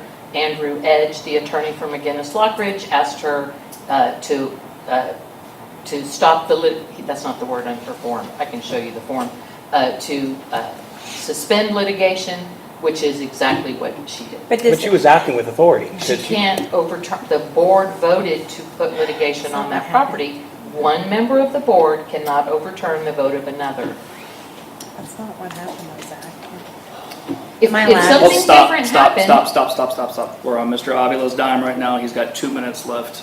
He asked Ms. Fobb a question, she responded. This is still Ms. Fobb. Yeah, I just want to hear the Avila's. attorney's view on that, because my concern is, like, how do you come up, what's the logical reasoning behind overturning a vote when, she's acting with authority? So I'm just kind of having a hard time understanding that. So if you can shed some light as an attorney to that. So again, you were correct earlier in that you've got 2 different issues. That's already been put out there. We've got whether or not she deliberated, had substantive deliberation of district business. So that in and of itself qualifies for a payment. Okay. Now, if we're talking about whether or not she overturned a board action or not, that depends on y'all. That depends entirely on y'all. If you would like to direct McGinnis Lockridge to reinitiate, so to speak, on that particular lawsuit, McGinnis Lockridge absolutely will. Absolutely will. However, we've got an agenda item later in the meeting that's specific to deed restriction enforcement matters, and we can discuss that all day long as to what y'all want to do with respect to that particular property that Ms. Fobb is speaking about. So again, I mean, to me, she acted with authority. She is. So it's clear. I got it. all right. I mean, Ms. Fox, there's other 3 things minutes, that are Ms. Jones. involved that we really can't talk about, but you only have half the story. You're taking a little bit, making it into this big thing that isn't all factual. Can I ask a question? No, you've already had your 2 additional 3 minutes. We're going to make sure everybody else gets theirs. Mr. Flores, 3 minutes. So, have you seen the fees of office, Mr. Avila? I have not. Okay. Have you, Beth, seen? Yes, I have. Oh, you're on the committee as well, right? And everybody else has seen? She's not. Oh, okay. I haven't, On DRC? No, I haven't the bill- received the bill any, tables. any information on fees of office, so Seen it. I don't know really what we're talking about here. Was it a phone call that she received, that she made for this? What is she claiming on this fees? What is she claiming on the fees of office, is my question. Can anybody answer that? Can I Seen answer it? that for him? No, you may not. Can nobody can answer what the fees of office are for? I can. You've already had your time as Well, far. I'm confused on what the fees of office were for. If she made a phone call and she is part of the MUD board and she's on the committee, she can make phone calls and she should get paid for the job that she performs. My question is, what work? Did she make a phone call that was a minute? Or was it a 30-minute conversation? Was it an hour conversation? To me, so if I make a minute phone call, I can bill for $150. Is that Actually, you correct? cannot, that's not what chapter 49 says. Okay, so- It says that it so- cannot be insignificant amounts of time, you don't qualify. Okay, so this was a significant amount of time, I'm guessing, Mr. Evans? Was it? You've seen, Ms. Bob, I'm sorry, you're shaking your head, why don't you answer? I did because I saw the invoice from Andrew Edge on that phone call. The dates aren't matching, her fees of office date and his billing for that. You're on my phone call. time, right? Hold on, I'm sorry, I That's didn't mean to correct. interrupt, you're on my That's time. right. But Mr. Evans, I asked you if, the question was directed to you, if you can answer that. Can you not? Answer what? What's the question? What are the fees of office that she's claiming is what I'm I asking. don't review them, it's not my job. Oh, okay. Whose job is it? If y'all want it to be my job, it'll be mine. No, whose job is it? Y'all have a committee, y'all have a board. Okay, who's It's on the your- committee? It's your responsibility, actually. Oh, okay. The fee was for a deed restriction committee phone call. And how long was that phone call? Our Because I haven't gotten any forms are information. not that specific. We never, when we have a deed restriction meeting, or when we have a committee meeting, we don't put lasted 2 hours or whatever it is. The invoice from Andrew Edge says it was less than 10 minutes. Is that true? Ms. Jones, can I ask a question? I'm sorry, you got 10 more seconds with the floor. Okay, I'm done. It's clear. All right, I've got a question. Ms. Jones, you were on that phone call, Martin, Yes, I call correctly, was. and that was a DRC committee meeting? Yes, it was. What else did y'all deliberate generally, or how long did the rest of your meeting last, your DRC meeting, give or take? I actually know this because I was in the car, so it was over 30 minutes because I made it home Okay. from South Austin. So is it safe to say And I was that, still on the phone. is it safe to say then that the invoice that Mr. Edge drafted, or excuse me, the entry that he put for, how long was it, Ms. Fobb? Well, there were 2 entries, and I'm wondering if Beth got them mixed up. That's not my because question. I'm just I'm asking how going long. to I'm answer asking how your long. Asking question. how long? One of them was 10 minutes and one was less, but the fees of office I'm referring to didn't have Beth in attendance. One It was just on the form, the second one has you involved, but the first call didn't. Okay, so you're not answering the question. So, I told you again, 10 minutes. all right, I'm And gonna what pull the difference does ripcord. that I'm make? gonna pull the ripcord here because we're just going around in circles. I just want everybody to stop and take a minute and assess what's going on in our meeting here. We've been pretty darn efficient the last several months. We've been able to move the district's business forward without backing up the ship every other motion. So if this is how you want your meetings to keep going, I don't care. Y'all are paying me by the hour. I'll sit up here with you all night. Mr. Flores, I'd love to go home, but you know what? I gotta put food on the table just like you, so I'm in no hurry. Okay. I'll sit here if y'all wanna have, 20, 30-minute discussions on individual motions like a fee of office that your legal counsel has already told you is absolutely a qualifying expense. That's fine. I don't really care. These are Sorry, your Mr. tax Evans, dollars. I'm just new to this, so I'm just trying to understand. Thank you. So, with that said, Ms. Dudo, you've got 3 more minutes. You've got 3 minutes. Everybody else have 3 more minutes. Do you wish to speak to this item? No, I have nothing more to say. We don't have a motion on the We table, have do a we? motion on the table, Okay. and Ms. Fobb moved to pull Ms. Frankie's fee of office for last month, and Mr. Flores seconded that motion. With everybody having had 2 rounds of 3 minutes to discuss this matter, raise your hand if you are for pulling Ms. Frankie's fee of office from last month. Raise your hand if you are opposed to that motion. I'm going to abstain because I didn't receive any information on the fees of office for the directors, and I was never given that information. So I cannot make a decision on material that was not given. Mr. Flores, just a reminder, I know that you're a new director, but I know I've sent you a copy of the rules, and I know you've been in our meetings before, so I trust you know that your abstention will be counted as a no in the minutes per the rules of order that the board has adopted. Just a heads up there. And all right, is there a motion to approve the remaining fees of office and reimbursements to the extent that there is any? Motion to approve the director's fees and reimbursements. All right, Ms. Tudo moves to approve. Is there a second? I'll second that. Ms. Jones seconds. All in favor, raise your hand. All opposed, raise your hand. Opposed?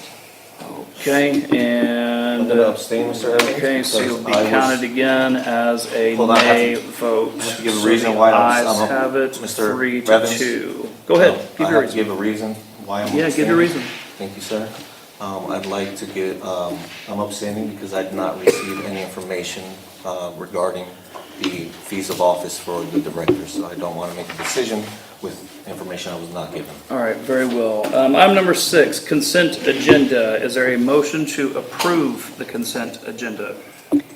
No, there's a motion to remove items from the consent agenda, though. May I make that motion? You can. I'd like to remove the November 16 meeting minutes and the payment of bills and invoices from the consent agenda. The November 22nd meeting minutes are fine. Can I get a second? Hearing none, that motion I'm fails. going to second that. Okay, now we've got a second.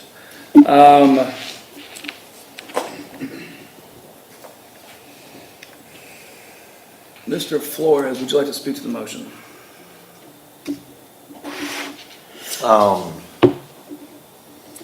I have a question for you, Mr. Evans. If I ask, since I really want to hear more about Ms. Fobb's motion, does that start my clock and I lose my time? Yes, it starts the clock. That's absolutely correct. So if I would say, tell me more. And Can I this is tell on my more? clock, right? She's telling me more on my time, correct, Mr. Evans? Sure. Okay, thank you.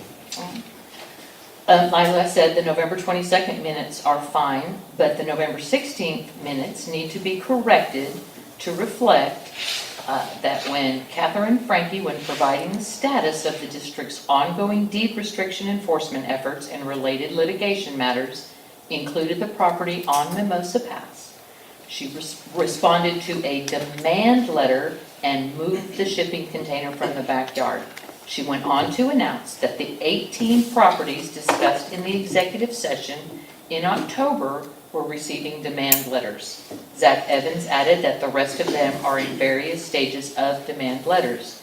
It is important that this information be recorded in the minutes because there was no vote of the board in an open public meeting to send demand letters to any property in the district. My question is, what 3 members of the board directed this action by the attorney? What does the minutes say, Ms. Fobb? I'll just pull them up for you. How much time do I have, Mr. Evans? Minute and 36 seconds. They're under the McGinnis Lockridge tag, And then print and those out. And I don't have an iPad, so. let me read them to you, please. If this is what's recorded in the minutes. Director Franke then briefly summarized the status of the district's ongoing deed restriction enforcement efforts and related litigation matters. So you're asking for more detail in the minutes? I am asking for more detail because what actually happened in that meeting was action by the attorney without a board vote. And that needs to be recorded in the minutes because that is a violation of parliamentary procedures. And again, committees don't get to make decisions. So we need to It's change the way, we have to put on the agenda to change the way how we record minutes. Well, Yes, specifically, these minutes don't work, and the importance of recording in here that it was announced in a public meeting that demand letters were being sent to 18 properties that had never been discussed in an open public meeting.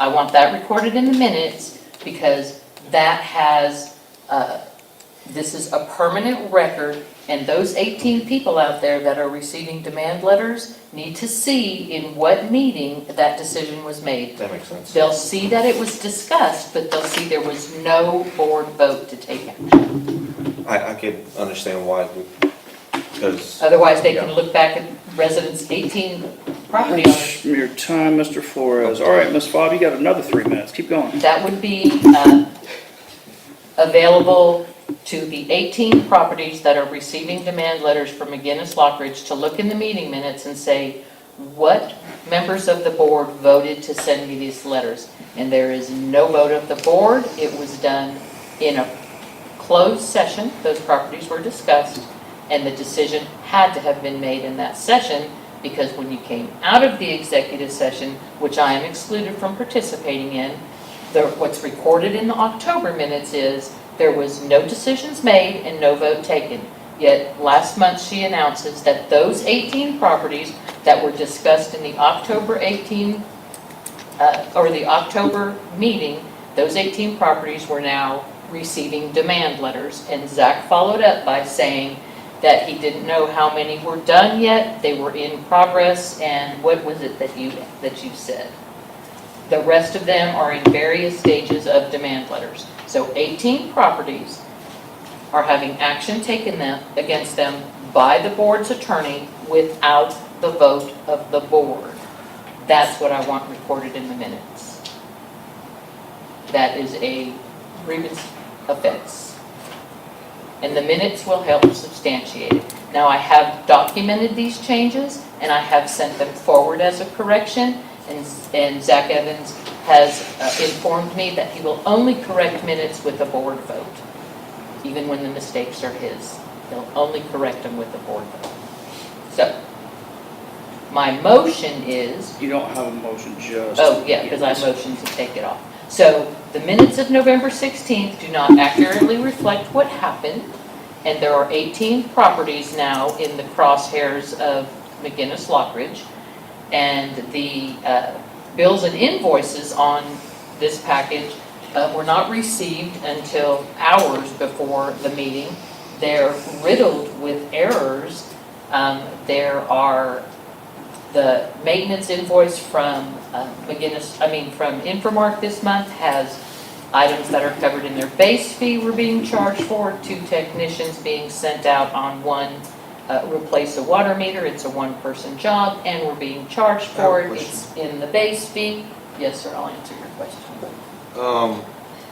So pretty much what you're asking is to pull out this month's agenda and The November correct 16th.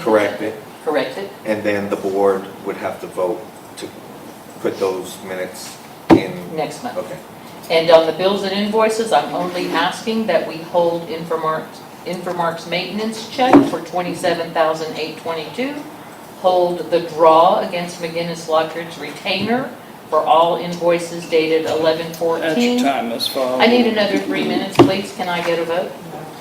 Raise your hand if you want to give Ms. Fobb 3 more minutes. That's denied. Who has not spoken to the motion? I have. Ms. Jones, would you like to speak to the motion? I'm struggling here because of the fact that when on the DRC and with the DRC, a lot of this we've been doing in executive session. And so I'm kind of confused on why she thinks all these things are being done and not done when we're doing things. So that's where I stand on that. And you're not included in those because you have violated them, so that we had to remove you from those. So no, you don't have all the information. Thank you, Ms. Jones. Mr. Avila. About the 18 demand letters that were sent out, I'm just taking your information as true.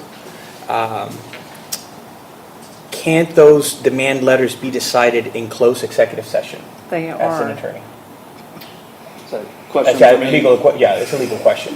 Yeah, Do you have the yeah. authority to do that? And I assume if the board has delegated you with that authority, then you can do that. So we're kind of swerving it in and out of topics here. So right now, the motion on the table is whether or not you're going to remove the minutes and bills and invoices from the agenda. And I understand Ms. Fopp's point. She wants things elaborated upon according to how she just indicated. But you're asking me a question about legal obligations and what can and cannot happen within an executive session. And so they're kind of divergent points, but suffice it to say, a governmental entity in executive session can absolutely give their legal counsel direction on an ongoing legal matter inside of an executive session. You do not have to come out and vote on every single motion or every little thing that's going to happen in a legal proceeding. Absolutely not. That would defeat the purpose of going into executive session to consult with your attorney. Now, alternatively, I would certainly say that you cannot go into executive session, move or vote among those who are in there to call off litigation, so to speak. You know, that would certainly be something, if you've got something that's already been initiated, that would have had been done publicly, right? And there was agenda item for, as Ms. Fobb said, 18 agenda items, and those were deliberated upon in executive session. But if there was an ongoing case in the middle of that, I would posit to you that that would take a vote of the board as opposed to marching orders, as I like to put it. And so we do have a vote for approving these 18 demand letters out to the community, correct? No, there's no vote. There was deliberations made in executive session. Okay, and so Ms. Fobb is upset because she was not in executive session, and she wasn't in executive session because this board has found that she has a conflict of interest on deed restriction matters because she previously sued the district and over deed restriction matters and lost that case. And so the board voted, among other things, and along with her resolution of censure, to prohibit her from going into executive session on items that have to do with deed restriction enforcement due to her conflict of interest according to the board's vote, if that makes sense. You didn't answer his question. Yeah, I think I'm sorry. I'm just trying to clarify here is, the 18 demand letters. I'm assuming that has to be taken as, you have to take a vote, right, to make that decision. So No, that's not right. Again, if you've got a legal proceeding or a legal matter and the board needs to give or receive information from its legal counsel in executive session on that legal matter, they absolutely can. And I mean, I would posit to you that's why the board went into executive session, is so you don't have people's dirty laundry, so to speak, being aired in public session, or they've got questions for me on how they're going to proceed, how they're going to, what the appropriate steps are with respect to remedying an ongoing deed restriction violation. So it's a Q&A for the attorney in that, basically. But there's also, I think, a measure of privacy involved in there, so you don't have people who are, openly attacking one another over deed restriction items. I have a question for you, Zach Evans. Ms. Judo actually still has not taken her 3 minutes. So this board has gone round and round and round and round on how to do minutes. We've finally settled on something that we've been going with. If we start looking at every single item and saying, well, I want more detail about this item, but not these other items, we could go down a rabbit hole of spending an hour just on refining the minutes every single meeting, and it's not sustainable. So if you say, I want more information about this item, I can say, well, I want more information about this item because we talked a whole lot about this item and none of that's reflected in the minutes. And I just don't think that it's a sustainable path. That we have the meetings recorded. If somebody wants to see all the detail of the discussion, they can go watch the meeting. That's why we do it that way. The minutes, we've done them to meet our legal obligation. We've provided the information in there that needs to be in there. And I just don't see how we can start picking and choosing what things get a full lengthy discussion in the minutes and what things don't. Because now we're going to have minutes that are 20 pages long. And it becomes an opportunity to nitpick about an issue that isn't otherwise on the agenda. So now we're talking about something that isn't even on the agenda, which I don't think is right. If you want to have a discussion about how we do minutes, if you want to have discussion about that particular situation, then we need to put it on the agenda and have a discussion about it. But getting bogged down on how much detail is in one item of discussion in our minutes is just a waste of everybody's time. All right, thank you, Ms. Tudo. Everybody has had their 3 minutes I have on a this question item. for you. Does the board wish to proceed? I would like you to I answer my think you've already question. had your time, Ms. Fobb. I'd like another 3 minutes. There is, I'm sorry, we've already got the motion on table. Ms. Fobb moved to remove November 16th minutes and the bills and invoices from the consent agenda. Mr. Flores seconded. Everybody's had a chance to deliberate. Raise your hand if you wish to remove the minutes and the bills and invoices from the consent agenda, which will effectively have them not approved for this month's meeting. All right, raise your hand if you oppose the motion, please. All right. The nays have it by a vote of 3-2. The motion fails. I've raised my hand to oppose it, Mr. Evans. You look down before I can get my hand up. Thank you, Mr. Flores. All right. Is there a motion to approve the consent agenda? Motion to approve the consent agenda. I'll second that. Ms. Studo's made a motion. Ms. Jones has seconded. All in favor, raise your hand. Aye. All right, Once again, folks, Mr. there are Evans, 2 I have to. nays. I have to. Nays, anybody? I'm a no. Okay, Ms. Fobb. And I would have to abstain because I did not receive any of the bills and invoices from Infomark. It was not on the shared drive, I could not have access to it, so I cannot vote on something I did not receive. All right, thank you, Mr. Flores. Okay. All right, review of the district financials. Infomark, good evening. Hi. I wanted to introduce everybody. This is Karen Williams. She's the new bookkeeper for Austin Districts. She's had a rough month of a lot of technical difficulties and had to get a brand new laptop. The first one they gave her was a dud. So she's still getting her feet underneath her. I wanted her to come with me tonight just to kind of get introduced to everybody. And Priscilla is online. She's going to do another virtual report, and we'll do this for however long until we feel like Karen feels like she's got it. So Priscilla, you should be able to go ahead and speak. Oh, can't hear you.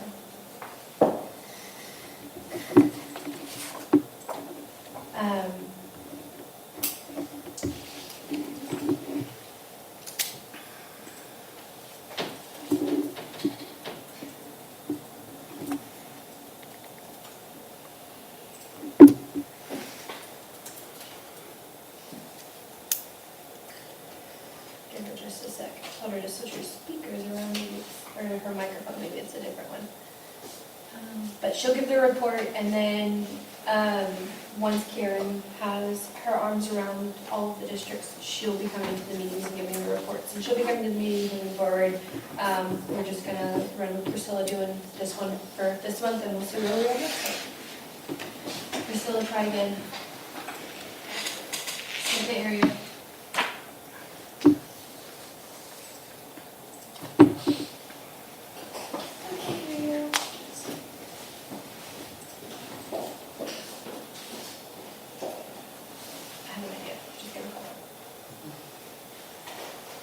Technical difficulties are not my friend tonight.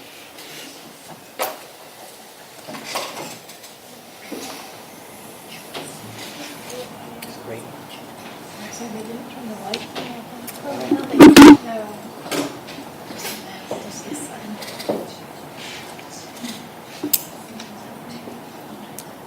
Sure they're all working.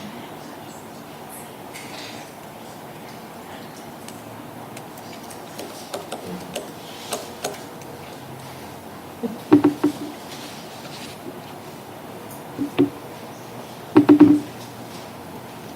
it's me. Can you do it over the phone? Okay, no worries. I know you've been listening. No worries. I'm gonna put you on speaker. Okay, great. All right, everybody should be able to hear you. Okay, good evening, board members, and I'd like to welcome the new board members that were elected today. And I just wanted to now present our November financial report. So during this time of fiscal year, our revenues and expenses should be around 16.67%. Right now, our revenues in November total about $531,000, and that's approximately 9.6%. That's considering that we have not received a lot of property taxes. We usually get most of those taxes in the December months. The expenses through November totaled $729,000 and are approximately 7.21% at this point in time. We have capital project outlays. We have a lift station total for about $21,600. That is the amount of capital outlay for the month of November. If you look at page 13, you will see that the taxes collected through November was only $95,268 this through November, and that's about 3.9%, and compared to last year, 8.04%. It's a little low, but again, most of our taxes do come in the month of December. So on page 14, I wanted to go over a little bit about the cash. The interest rates for the taxable account have also increased again this month. We're at a rate of 3.6110%, which is a great rate for the district's money. And overall, the district funds total about $2,900,000. On page 17 starts the bills and invoice check register, which I believe we've already gone through. And that ends in page 23. 24, we've listed the retainage approvals. And at this point in time, there is one correction that needs to be made. It's for invoice 262028. It's legal fees for September. The amount listed on the report is $1,178.18, and that amount is actually $1,187.18. It's a $9 difference. So I'd like to indicate that balance owed for McGinnis is $8,987.54. On page 25, we have all of our 25, 26, and 27. We have our transfers that we will be making to the appropriate different accounts so we can, pay for invoices going forward and also move some money that we collect in the tax to be earning interest into the taxable account. There was one page that was not, it did not take. It was page 28, and that page reflects the open records request through the month of November. At this time, I'm just going to give you the total since this sheet was not in the package.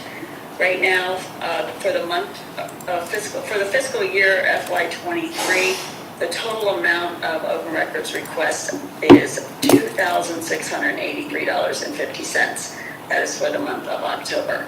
We have not received the November's bills yet, and they have not been recorded. So that concludes the financials. If you have any questions, please let me know.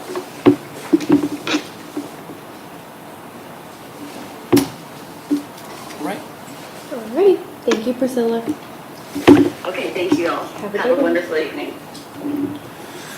All right, thank you, Ms. Scales. All right, since I'm gonna leave the room on item number 8, I'm gonna hand the gavel off to Miss Dudo. Just give me a holler whenever y'all are done, please.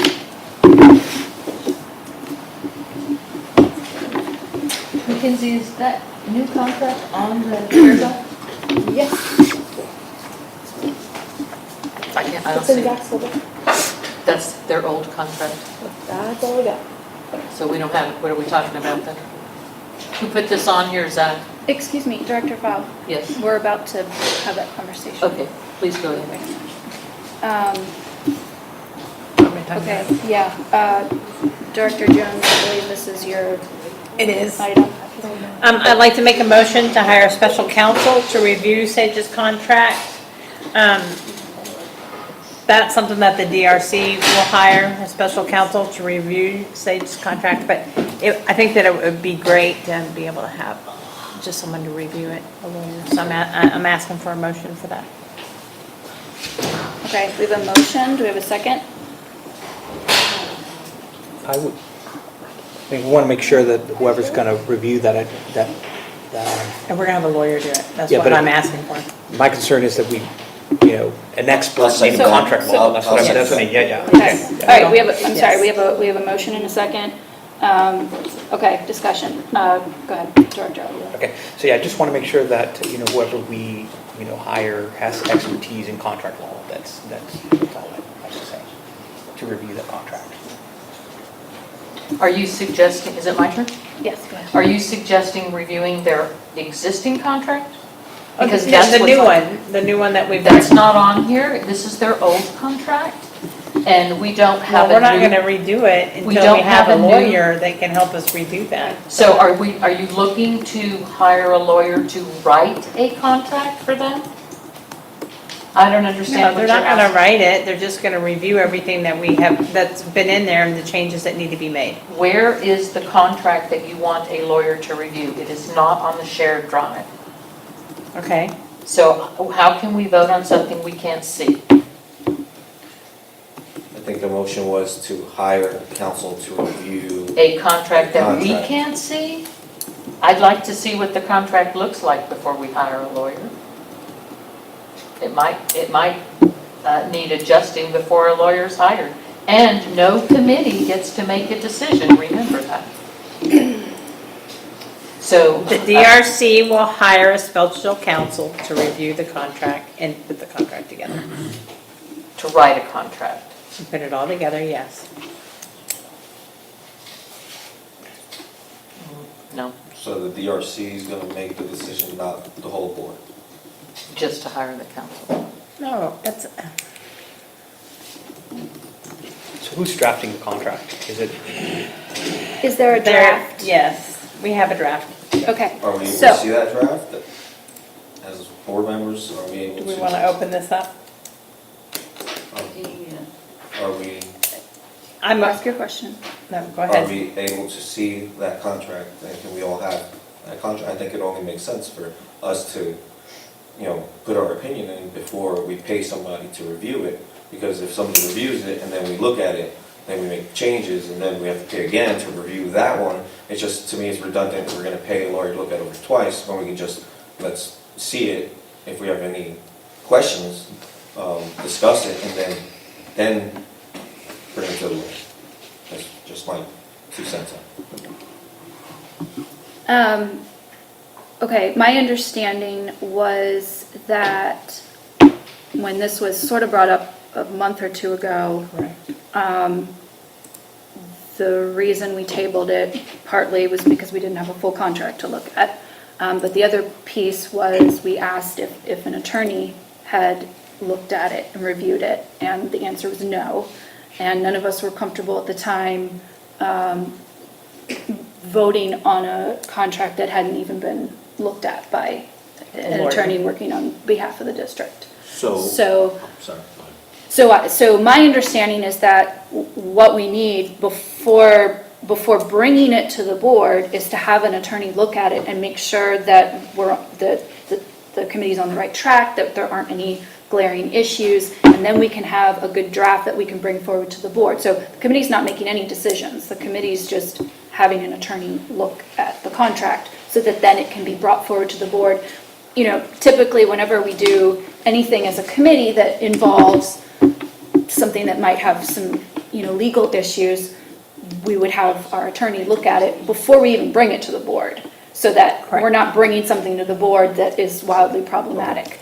And then, And I'm going to open this up also for Sage to be able to talk, because this is something that has gone on with Sage also, and with DRC, that we have been going back and forth on a lawyer for a long time.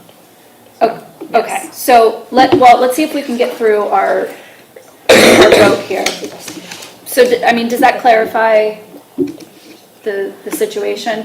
I don't, Because we can't do it with Zach. Because he has a conflict. Right, yes. Right, but so this is Sage's contract that they're giving us, that they're looking for us to, Well, it's our Right. contract. Who wrote it? Catherine and I wrote it. Really? okay, no, we're not. We're not going to do that. We're not doing that. That's Let's see disrespectful. it then. Let us see it. but if you and Catherine wrote it, then doesn't it make sense that we get to look at it as board members? You Right, would if- After we have a lawyer look at it, But- yes. But she just stated that we're gonna present it to the board once the lawyer looks at it, but what I'm getting, from what I'm understanding, is that 2 board members created this contract. So why couldn't the new appointed and elected board members look at the contract and chime in? If 2 board members that are not lawyers wrote a contract, or not professionals in writing contracts, created this, you know, to me, it's, well, then I'm not a professional either, so I could write a contract as well. So it just, That's why it's we very have a lawyer. confusing to me.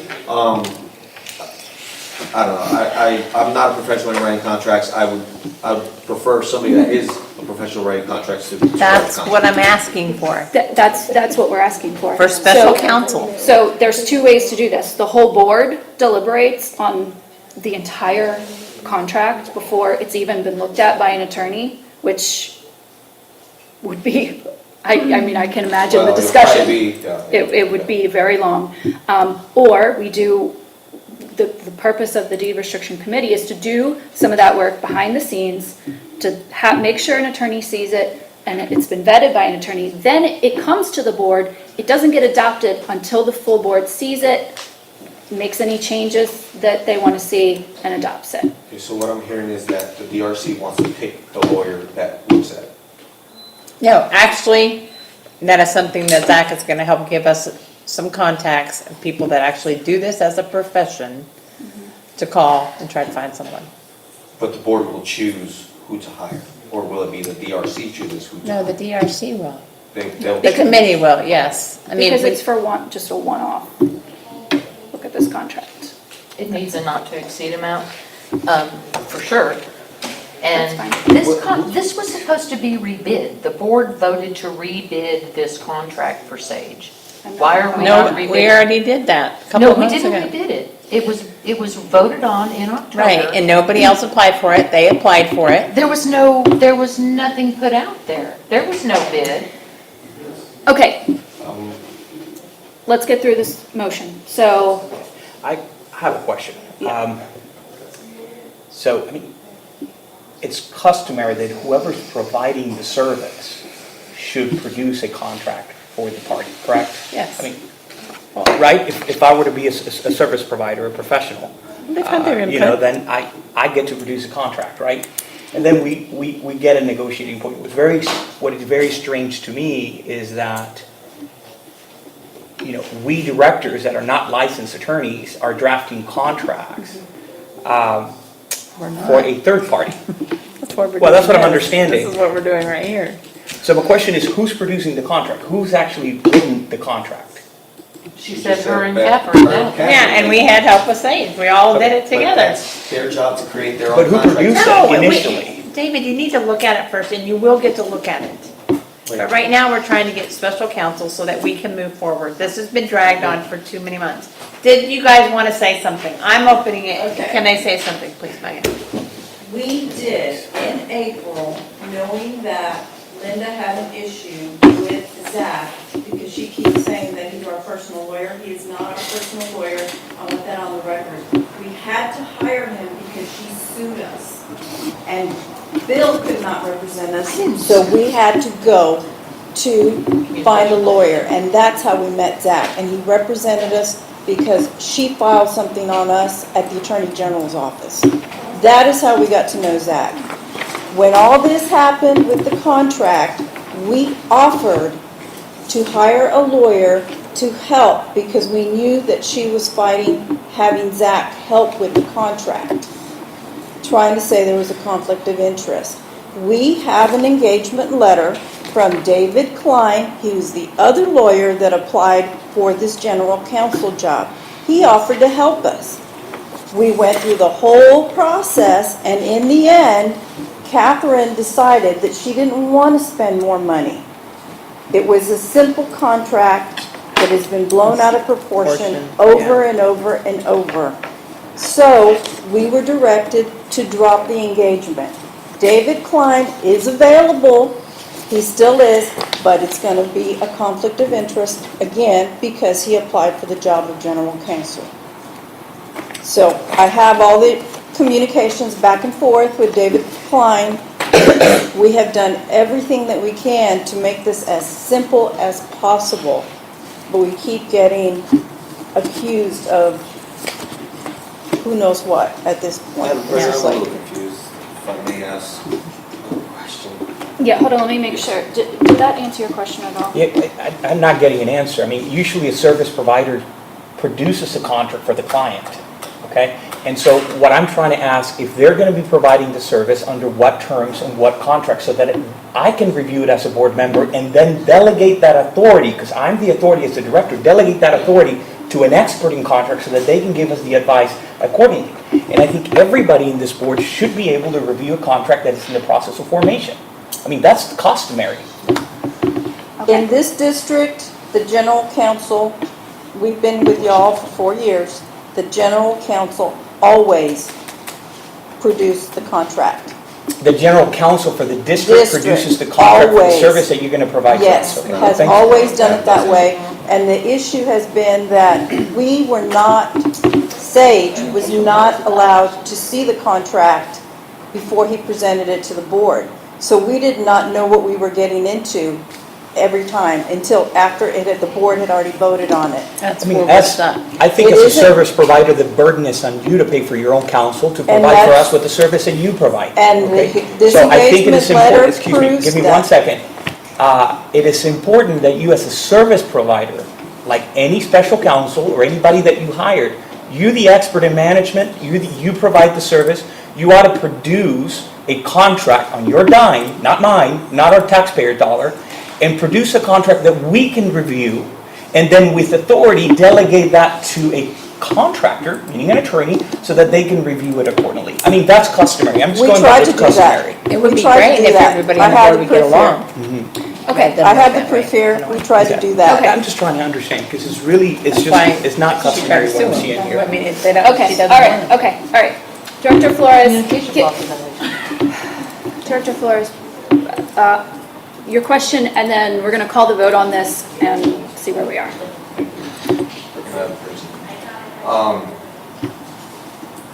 Yeah, I was just, Director Avila said it, but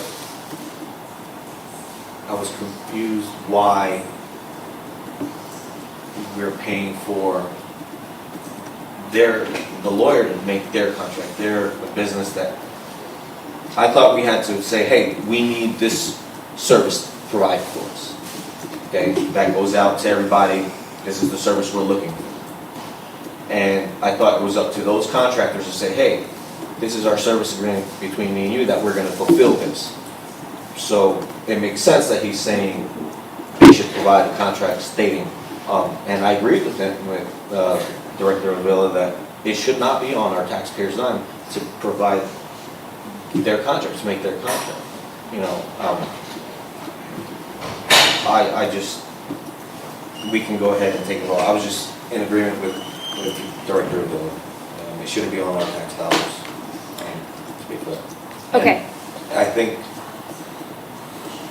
we should rebid this out. This should have been rebid out. But that's not what's on the table right now, so let's Okay. get the vote out of the way. Yeah, let's take a vote on the motion that is on the table, which is to have the deed restriction committee hire an attorney to look at the draft contract. And not to exceed in the amount of, That was not part of the original Okay, motion. then let's leave that out. Okay. Okay, all in favor? Okay, opposed? Okay, so motion fails. Opposed. Yep, motion fails. Okay, do we have an alternative? Because, Yes, we have an alternative. okay, I'd like to make a motion. yes. I'd like to make a motion that we rebid the entire deed enforcement contract as was voted on by the previous board of directors last October, I believe the vote was taken. It was a 3-2 vote. It passed to rebid this contract. And this service provider has been with us over 5 years. if The not, they have not. TCEQ, What is the motion? I'm sorry, the motion is to rebid the contract Thank you. as was voted on by the previous board. I will That's the second- motion. I will second that. Now it's in discussion. I'd like to continue, please. Sage Management was hired over 5 years ago. November of 2017 was No, their start date. 2018, 18. 2018. don't even know. And it's in the record. Okay, even if it was 2018, there have been numerous problems with their services since they began. I have identified them almost monthly. The last contract amendment that the DRC committee proposed to this board was a 72% increase in their compensation with a reduction in the scope of their services. It was for that reason the vote was taken and passed to rebid this contract. If Sage Management wants to reapply, resubmit a bid, that would be more than welcome. We have all of the previous bidding documents that hired them. It would cost no money to put it back together and out on the street and get qualified bidders to submit. And that is what I would like to do and put to rest once and for all what my opinion is of the situation and relationships here, which include a conflict of interest with Zach Evans, our current attorney, which means he can't weigh in on any of their business, although I see he's billing regularly for taking their calls and giving them guidance. There's so much, according to his conflict of interest statement, he negotiated their contract with this MUD when they were hired. So he's too related. He had to sign an acknowledgement of that conflict of interest when he was hired. It's in the shared folder tonight under McGinnis Lockridge. So to get rid of all that and literally do the best we can for the people of this district at the best cost, I would like to forward that motion to rebid this contract and let's get it done. I would like to make a statement on that. Hold on One of one- the reasons why. Hold on one sec, Director Jones. Okay, we've lost our timer situation here. Yeah. Why it was raised, why the price was raised is because they have not ever been paid for their overnights. So when they go out in the middle of the night and do their drives, they've never been paid for that. So that's a big deal. So that's one of the reasons why. There's other reasons why it's been, they haven't had a pay raise in 4 years.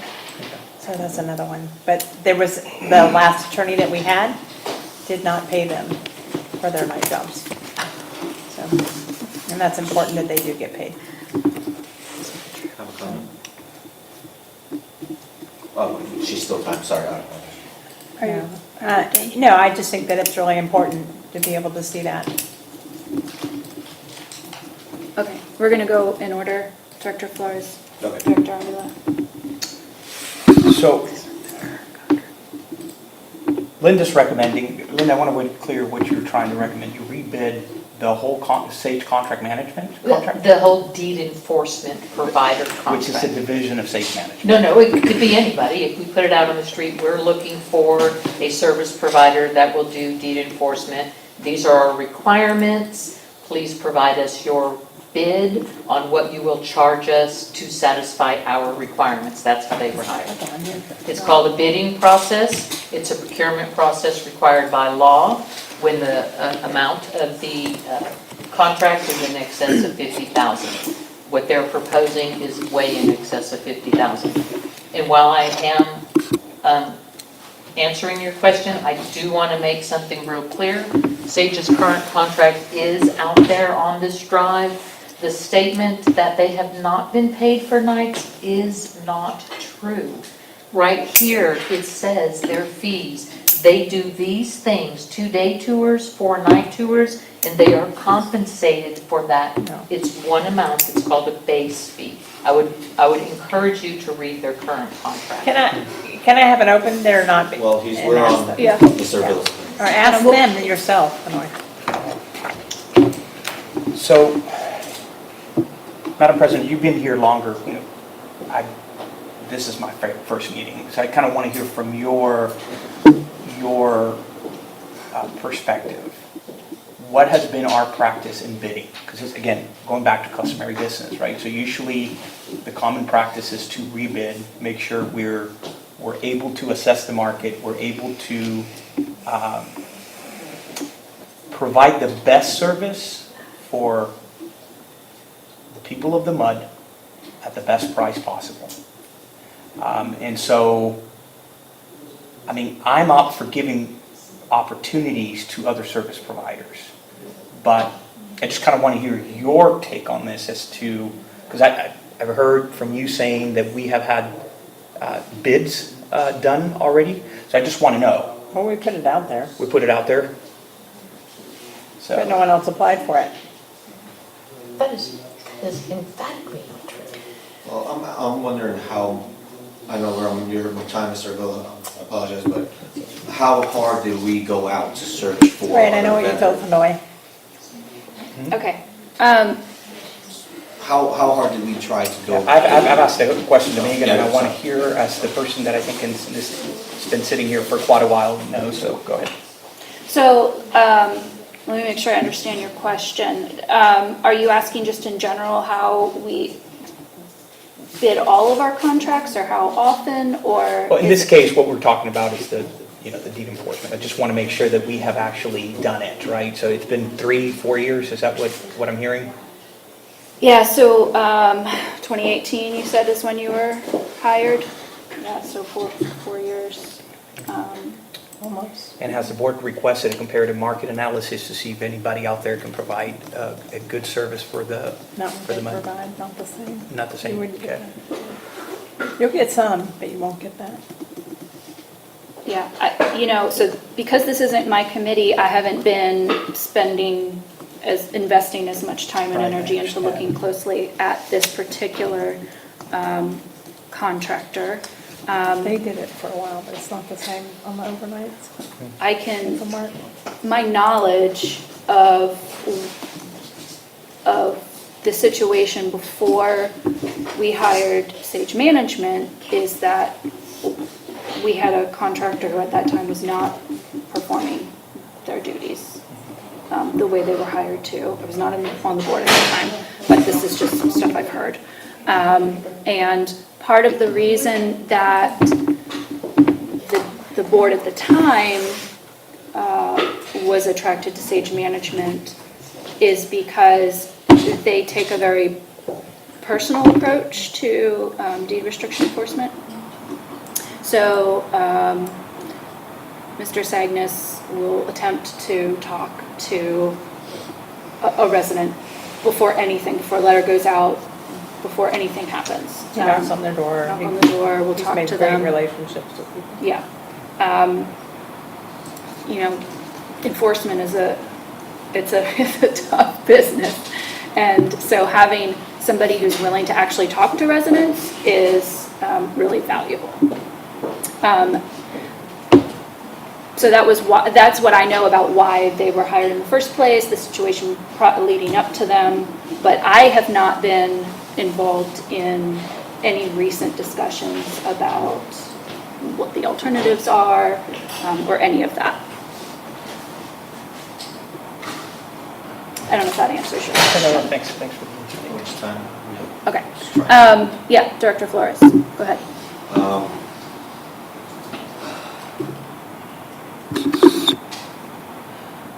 Been coming to board meetings for quite some time now, and I've heard Linda speak on mistakes, and I've received mistakes from Sage Management, and I think it's in the best interest of the people in this district to, like you said, rebid it and see, are we getting the best bang for our buck? I think that the scope of the work has to be looked at as well, because from what I've heard, I haven't looked at the contract and the bidding process and everything, but there was GPS tracking available on the original, what is it called when you sent RFP? That GPS tracking was is what they were looking for. And Sage bid saying that they could do GPS tracking. So they don't actually, do you guys provide GPS tracking? I'm sorry. The board voted to But stop. that wasn't the question. Do you provide GPS tracking? We can if you want to pay for it. Okay. The district didn't want to pay for it. So I just think we need to look at the scope of work, agree on the scope of work, and then send it out there and let's see, and really make an effort to go find contractors. Because if you just send it out there, how many are you going to get? Not a lot. But we need to really go search and find these contractors that are willing, go to other districts and see what they're doing for deed enforcement, and reach out to them and get other bids. I think it's very important. It will, if Sage is not working for the district, it really relieves that question, is there a conflict of interest with Mr. Evans? So I think that would wash that whole thing out. Then there is no more conflict, so I think it would be a benefit to the district if we do have somebody new. This is business, it's nothing personal against them. We just have to watch out for the dollars that our taxpayers pay. Yeah, that's my time. Thank you. Okay. Let's call the vote. All in favor? What's the motion? It was your motion, I I didn't believe. read it, please. Your motion was to rebid the Sage Management contract. Make sure we're on the same page. Can we do it so that it's only out there for 7 to 10 days? So we can get this moving. The procurement laws require a minimum of 2 weeks, Okay, 14. minimum. Okay. Move this decision for another. Okay. They haven't had a contract in 3 months. We really need to move it forward. All right. All in favor? Opposed?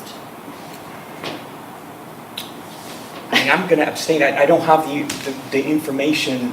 I'm sorry, I don't want to bid something because I haven't really had the chance to review. We haven't really a chance to get into a contractual relationship, read the information, and then, of course, I'm all for bidding. You know what I mean? But I think it's kind of premature to make a decision. You follow what I'm saying? Yeah. No, I completely understand. Per our rules of order, can't abstain unless for legal reasons. So your vote will be counted as a no vote. Yeah, I'm going to abstain. I'm not going to vote on something that I can't really, I don't have the, Okay. try to remove into Okay. reviewing contracts, see if we can work together, and then if not, we can bid. I'm not for bidding.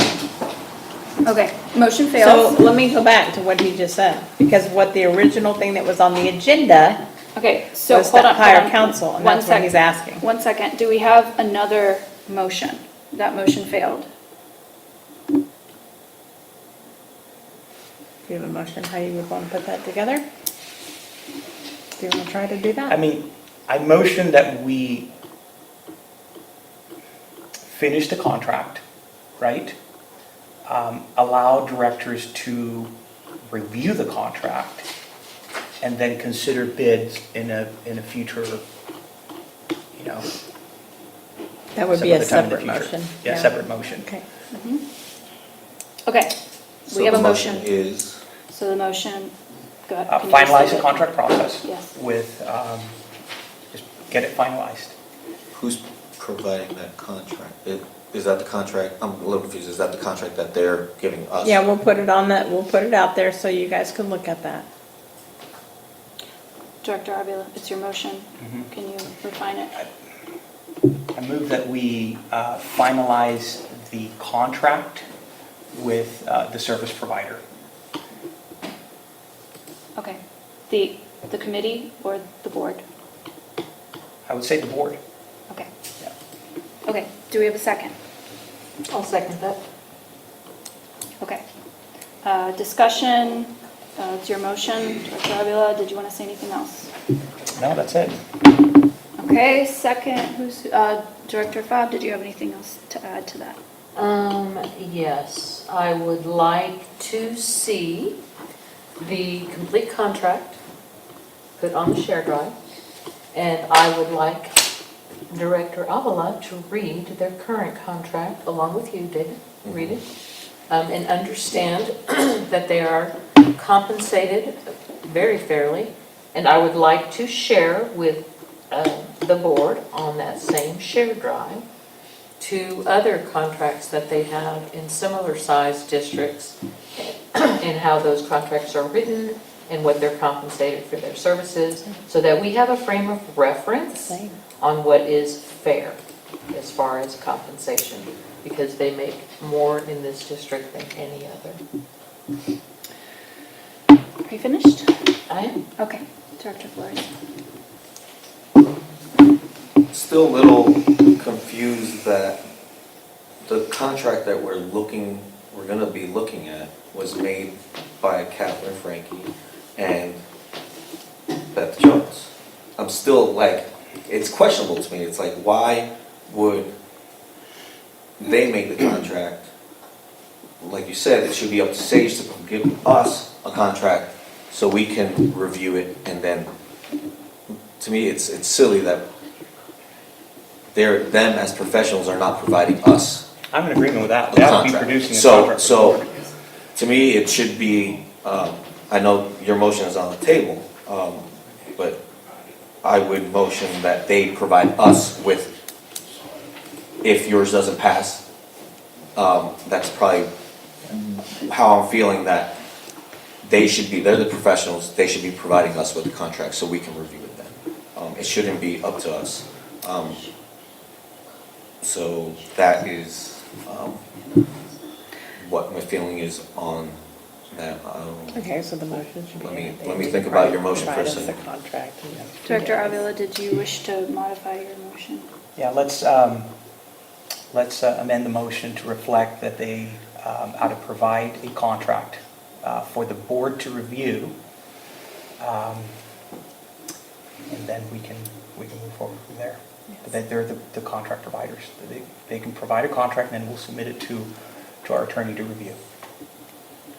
Okay, Director Jones, you haven't spoken yet. Did you have anything you wanted to say? Whatever we can do to move it forward, because I think it's fair for them that they need a resolution somewhere. We've been putting this off every single month with a problem somewhere. But I do think that, once we look at this, we need to be sure that we do approve this also for special counsel, because we can't move forward without that. I agree. Okay. And I don't know if we can put that in there with it, that they have had special counsel review their contract before they give it to us. Can we do that? It's Mr. it's Villa. Yes, absolutely, his they should pay motion. for it. I mean, they're providing the service. They ought to So they have a can hire- contract that's reviewed by a professional contract, that attorney that forms the contract. We get to review it, and then we make a decision. There you go. So are we gonna accept, I wanna see the contract that Beth and Megan, Beth and Catherine wrote. I wanna see that. I'm not gonna provide that if they're gonna do their own. See, they're gonna just So- grab that and give it to us. That's my, No, Okay. no, it has to Okay. go to a lawyer All first. right, It's gonna get let's call the changed. vote It's not the deal. on this motion. Everybody's spoken. All in favor, raise your hand. Okay, motion passed unanimously. All right, somebody grab Mr. Evans. He's probably wondering what we're doing. Where did Mackenzie go? Okay, can I continue on with DRC? Yes. I also wanna, Oh, I'm sorry, I believe, I don't have the rest of the agenda. I think there's a separate agenda item for de-restriction. okay, so we're just doing them separate. That's fine. Yeah, this was just the contract. That's all right, thank you.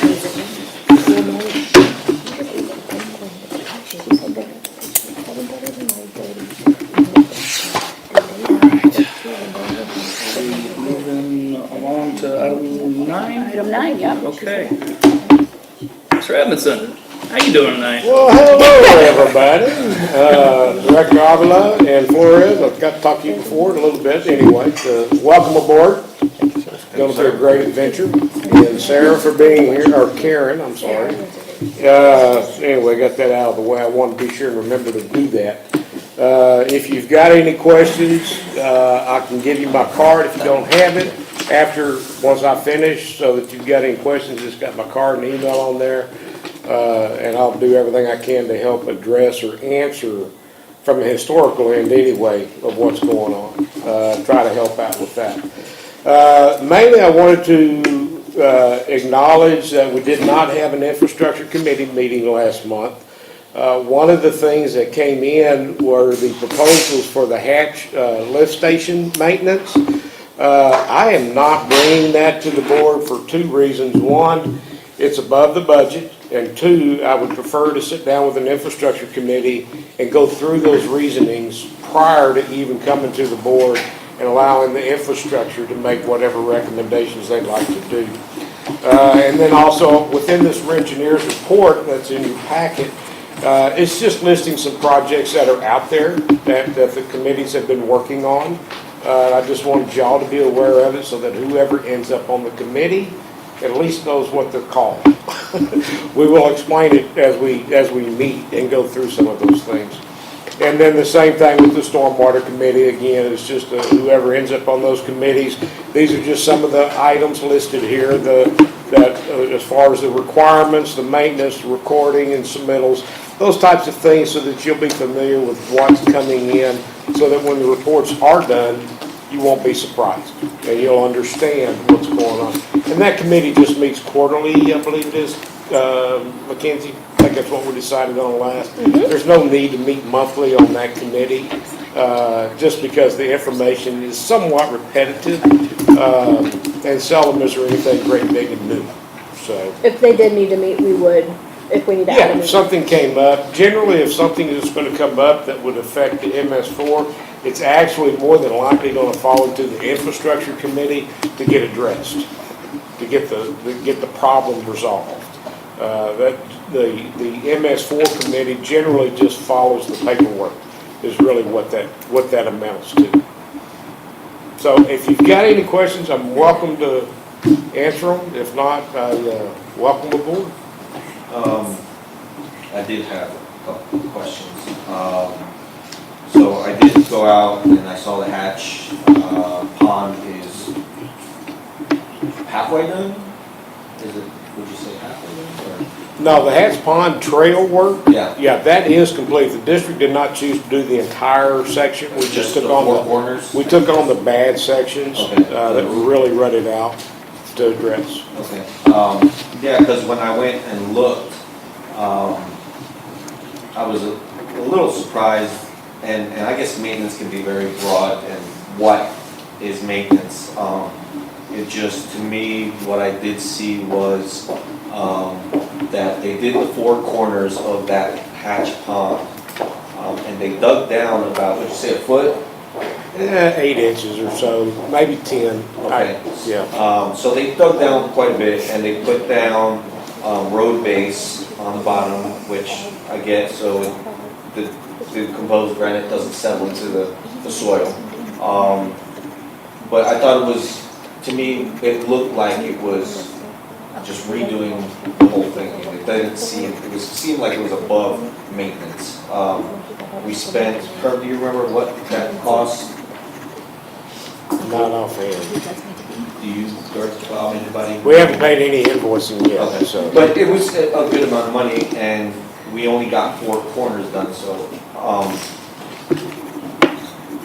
that was gonna be my question, was the whole thing gonna be, because there are sections that the grass is growing in, and I was just wondering if they were gonna grab that skid and just kind of skim it and then lay it in layer of it, but if they're done already. The short answer is no to that. We got notice today that they felt like they'd wrapped up. We haven't been back out there to do the final look at that. There will be moving over probably at the end of the week, first part of next week, into London Lane to start doing that one. Director Flores, what I can do is forward you the information as far as the limits, identifying the scope of what was actually within that bid. And I can provide you the proposal number and all that. And that way you have some information about what to expect instead of trying to figure it out. That'll be If a you lot. do trails, it just doesn't, if you do the whole thing, it's real simple. Yeah. So, Okay, I appreciate that. and if anybody else wants that information, just let me know. Anything else? Thank you. All righty. Well, thank y'all. Thank you, Herb. There's your check. Item number 10, public information request, billing and complaints from the public regarding the same. Ms. Fobb, this is your agenda item. You got 3 minutes. It is, before you start the clock. Already started. Mackenzie, would you please pull up the slides? Starting with number one? Starting from number one? Yes, please. I had received a complaint from Sarah Teal regarding an open records request, well, actually several open records requests that she has filed with the district. That is her complaint. She paid $90 to see records regarding the alleged complaints of trespassing with the trash can brigade. That's the boxes on the bottom are what she received for $90. Mackenzie, you need the next one. She can. Move to the next one. I'll be right back. I just gotta- The information she got back was not responsive to her open records request. She paid $90 to get a log of phone calls, none of them involving trespassing. You're on number 2, that's the one right there. Go to number 3. She got an email from Gerald Burgess to, that one, I'm not sure, I can't see that far. If it was, that one's to Catherine, Beth, Megan, Jimmy Sagnas, he pretty much hit the whole crowd. It was not a complaint of trespassing, it was a complaint that David Flores was doing trash can brigade. If you move to the next slide, she received this spreadsheet that is not verifiable. We're on number 4. Okay. Thank you. I couldn't get it to pull up. Sorry. It has no dates, it has no times, it has no names. It is a spreadsheet of allegations with nothing to verify any of its accuracy. Sorry, I did not mean to click off. That's all right, go to number 5. In 3 minutes, it's kind of hard. She did try to go to the committee of Art and Catherine, and that's not the wrong one. That's another email from Gerald Burgess to Art. He added Art on top of it. So 4 members of the board were informed of the trash can brigade. Again, no complaints of trespassing, which is what her open records requested. On number 6, is a letter from McGinnis Lockridge to the Office of the Attorney General requesting to withhold information. I don't know if she's received a response back from that one yet, but these are all billable events. Then after that, she got communication. because she got such bad information, no information, she filed you were right there, a communications That's your policy. 3 minutes. I need Ms. another Bob. 3 minutes, please. Can I get a That'd be vote? Up to the board, raise your hand if you'd like to give Ms. Bob another 3 minutes. You have another 3 minutes. She filed a communications policy violation against Jimmy and Diana Sagnas for their spreadsheet report, which was defamatory and without merit or facts. That has not been responded. She got then, and the next followed, if you go to the first McGinnis Lockridge invoice, I want the board to pay particular attention to how these invoices are for public information requests come in, and I think every board member needs to look at them closely because there is no way to associate the time McGinnis Lockridge spends against each specific request. So if you scroll Ms. down, Bob, Mackenzie. I'm going to stop you one moment. Okay. Please scroll back up, Mackenzie. So there's information in invoices that constitutes attorney-client privilege. The board can vote to waive attorney-client privilege, but only the board can do that. No one person can do that. And if there's privileged information in a communication that I have to produce in response to a public information request, then it goes off to the Attorney General. If I recall correctly, I think we just got this opinion back last week. I think this is the same one. I don't recall for sure because Ms. Teal submitted 10 PIRs in August and 7 of them on August 23rd, making her by far our most popular requester of this year.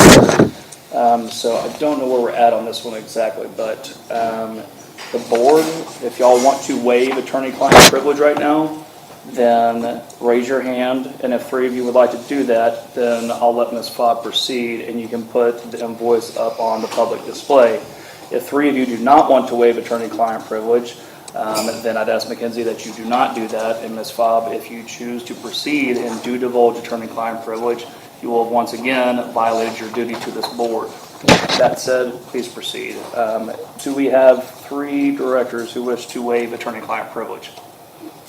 Regarding this An invoice that's attorney-client privilege because of what contents in it? You want me to explain the content that I just got done I telling want you you is to tell attorney-client me. privilege? I want you to Do I tell have 3 me directors that would like to waive privilege? Raise your hand, please. on this invoice, That's right. on invoice. That's what I said. There are 2. So Okay, we can again, skip them. I caution you We can skip in the how you wish invoice to part. proceed on that. So if the board is welcome to look at your invoices, right? I can send your invoices to the board. Of That's course, not an they issue. all receive them. Okay, well, I'll be happy to do that.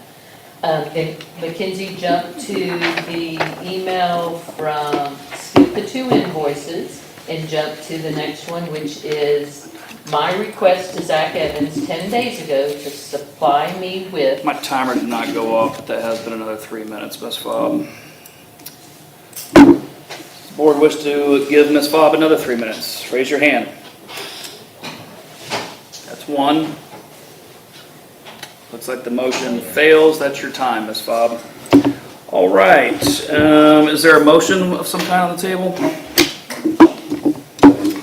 I don't have a motion. I was trying to explain that, oh yeah, I do have a motion. I will make a motion. Hold on.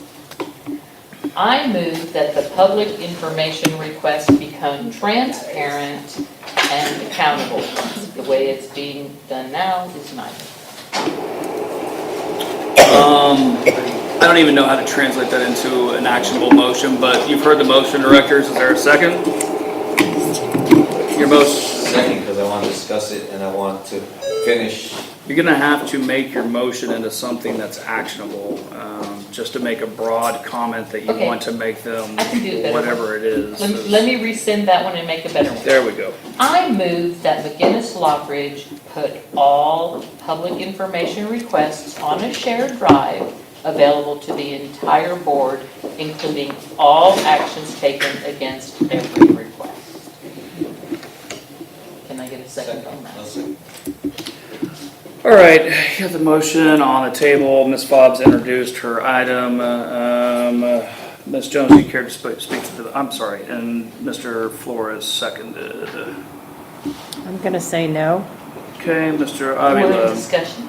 We're in discussion because the information that's been given goes the wrong direction, and that's why you're censored right now. So my answer is no. Mr. Avila, do you care to speak to the motion? I mean, I'm all about transparency, and I think giving the public access for information is very important. I think that's essential, right? Essential to who we are as what we governmental want. people. Now, my question to you, what are the legal factors? Like, he was just going to show an invoice that pertain client privilege information. What are the legal risks involved in just open record for the public? Sure. Do whatever you want to do with it. You know what I mean? Yeah, so I think Ms. Fobb's motion was to put that all in a shared drive for the board to be able to share. So I have absolutely no problem with that whatsoever. We already maintain a spreadsheet, if you want to call it that, that tracks all that information. So it's information we're already collecting internally anyway. You're just looking at the additional expense of us having to have a paralegal upload that to a website.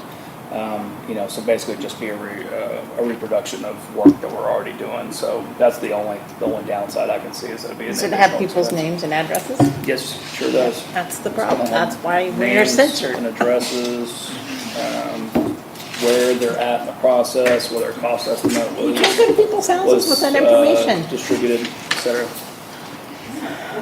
And the other option would be to redact all those documents before they're posted and uploaded, I assume, and that's extremely expensive to do that. Well, so if there's confidential information, it has to be redacted regardless. And that review process and then going through and actually finding the responsive information is what makes this process costly. And I say costly in the general sense of the word.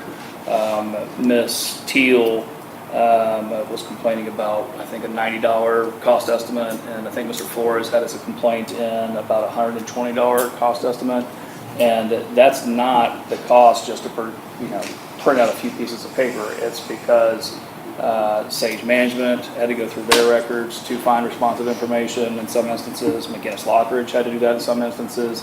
Directors had to do that in some instances. So all that time is accumulating hourly. And then as you accumulate more time, if you hit 30 hours within a year or 15 hours in any one month as a requester, then additional personnel time, labor time can be assessed from the word go. So I could give you about a 10-hour class in the Public Information Act and how that works, but suffice it to say, once you hit a certain time threshold, it's supposed to get more expensive because the legislature realized that there were what they call vexatious requesters out there who inundate governmental entities with public information requests. And so they were attempting to give those governmental entities an ability to recoup their expenses. So the 15-hour cutoff I don't think is pertinent to this particular complaint that I'm aware of. But just food for thought. That's where the expense comes from. It's not to print out a colorful piece of paper. It's because folks have to stop what they're doing, review records, etc. I spent a lot of your 3 minutes responding. We're good. I got Okay. what I needed. Ms. Dudo, I think you'd like to speak to on the motion? I have no issue with data being available to board members. My only concern is cost. It's already cost the district an insane amount of money, $340,000 in the last 5 years to fulfill open records requests. So just the thought of adding another layer of cost so that we can, I'm not really sure what the goal is to micromanage what McGinnis is doing, because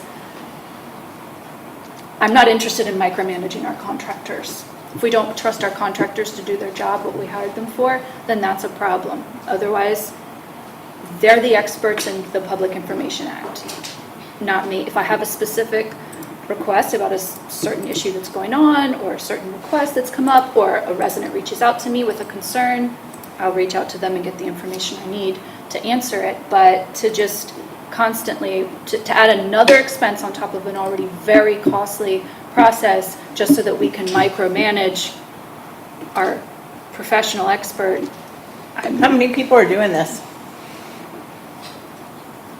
Doing what? How many people are looking for open records? I can answer that. Because y'all have the vexatious requester policy in place, we have to track all of them, it's by time. So it's part of one of the additional hoops we jump through. But it's about 8 people this year. About. Over the last 5 years, 60% of the 152 open records requests came from 2 people, one of whom no longer lives in the district but continues to issue open records requests. And the other?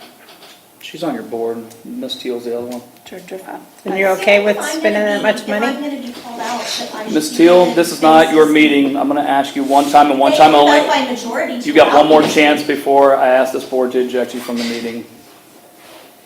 Okay. Anything else, Ms. Judo? You get another minute. That's all I have. Ms. Fobb. Yes, thank you. I think it's really imperative to understand that this MUD is governed by the people who live in it. And in order to be able to do that and to provide that oversight, you have to be able to look at records. The cost for open records over the last 5 years is a result of withholding records, not releasing them. As I'm trying to show you in this example, what was released. My reasoning for wanting to watch it is because too often what I'm seeing in the billing, in the invoicing, is a requester asks, there is much activity in McGinnis Lockridge, lots of charges, lots of discussion amongst staff, paralegals, gathering of records, sending out requests for finding records. The enormous amount of money is in the legal arena. It doesn't cost money to share information.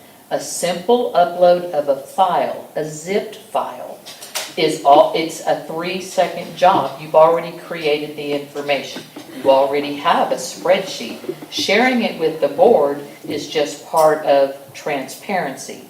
I want to see what you're releasing, because what I'm seeing with your invoicing is she asks for a request, it goes through many iterations, it goes through AG, she files a cost complaint, he just got one today. You did it wrong, you charge us to correct your mistake.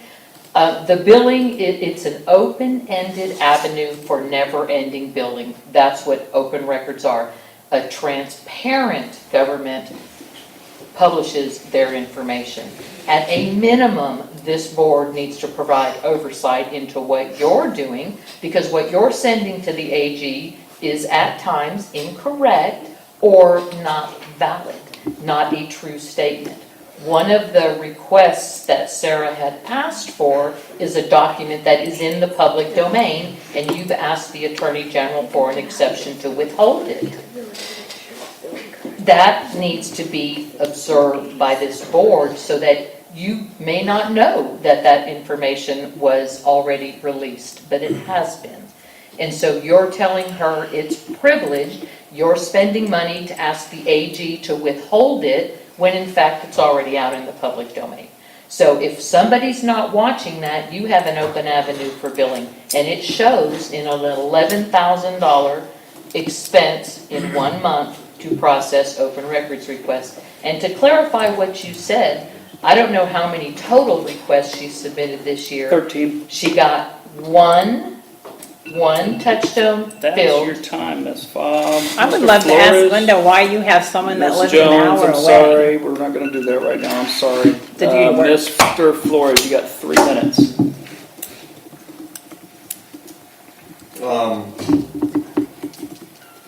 You So cracked me up.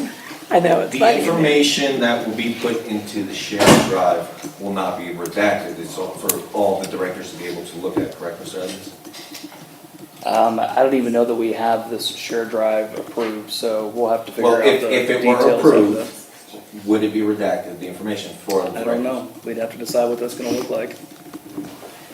Okay. Just, okay. I'm not gonna answer the questions. So So we wouldn't have, I would guess that your answer would be, we would have to look and guess what the cost is. My question is, how much do you think it would cost? I'm not even gonna opine. And just before, when you named who requested the public information, are we allowed to openly share public information, constituents' information, just? When it's public information, can you share public information that's already public? Well, just Yes, so yes, they you may sure in can. our meeting call somebody out, that's okay? Yeah, absolutely, So we because the call spreadsheet the that I public track out? Ms. Teal's time on, and We the can same call out one the that Mr. Flickinger used to track Ms. Fobb's time before she was I on got the answer, board. thanks. That's No, public but you get what his information. question was, I'm on can my- he call the public out? Gotcha, okay. Okay, so we don't know if it's gonna be redacted, we don't know what it's gonna look like, we don't know, so it's kinda hard it's really hard to get information. I think that's the whole problem, is that it's been hard to get information from this district. I think that the way it's, in my opinion, it's been, when we ask for information, it's always withheld. If there's nothing to hide, what are we withholding? For Zach, I think it's a great opportunity to make his partners happy and really build them. You saw $11,000 to bonus time, Christmas time. It's an open checkbook to just rack it in. I think that's an issue that Megan expressed it as well. It's cost a lot of money. And we are the oversight over Mr. McGinnis and Lockridge and Evans. We have to watch him. We have to watch. But I just would like to know what that.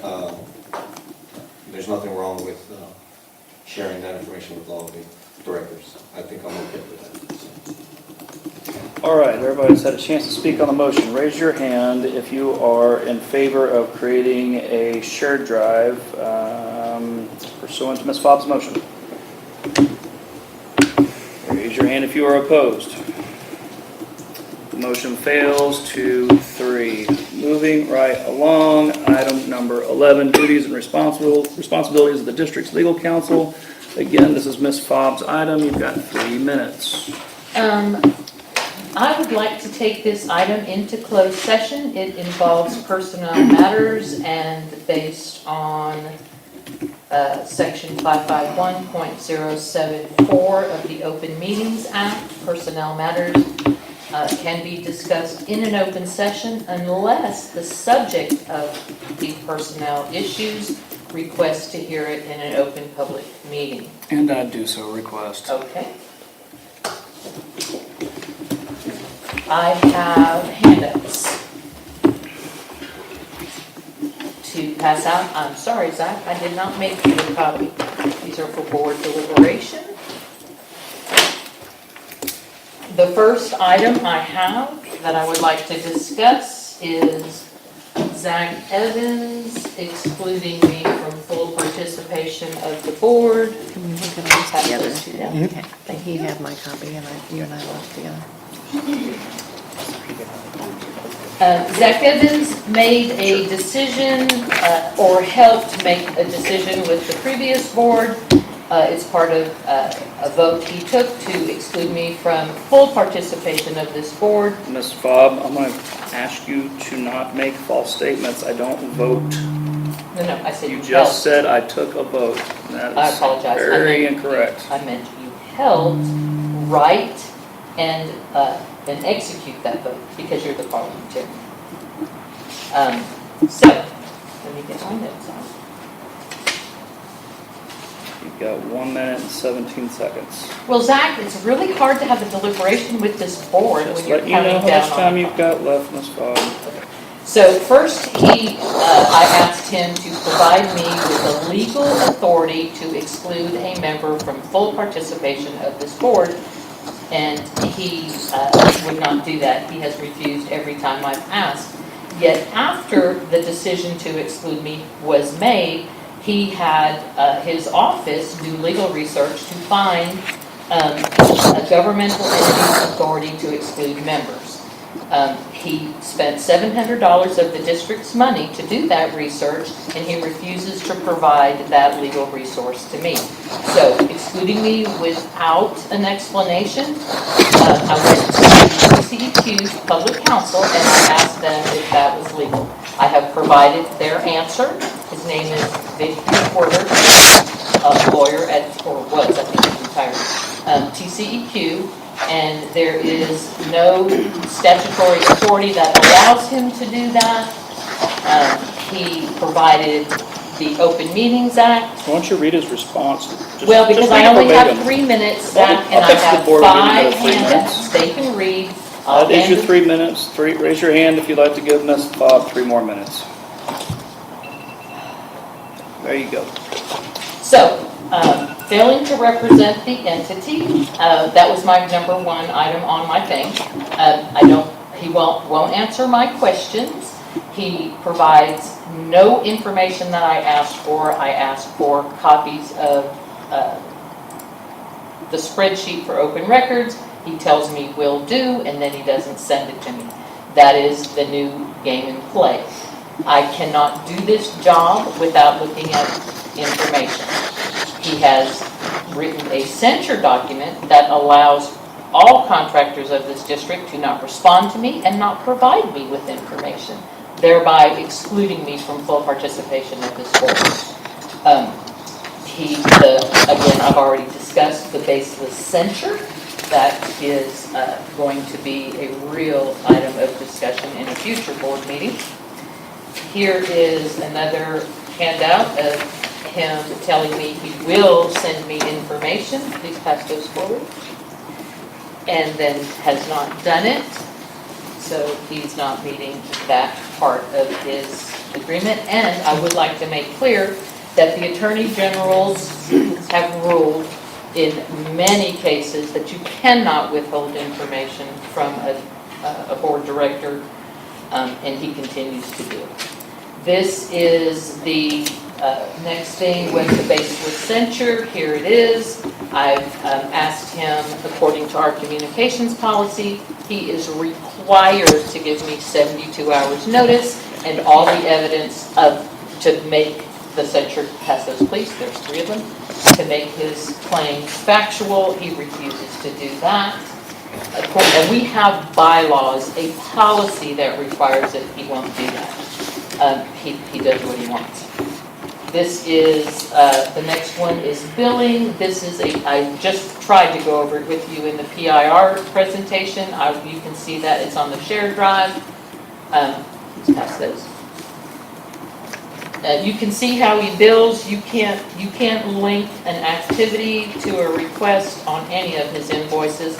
I implore you, Hanoi and David, to take a look at them, because you wouldn't pay your contractors that way if it was your personal money.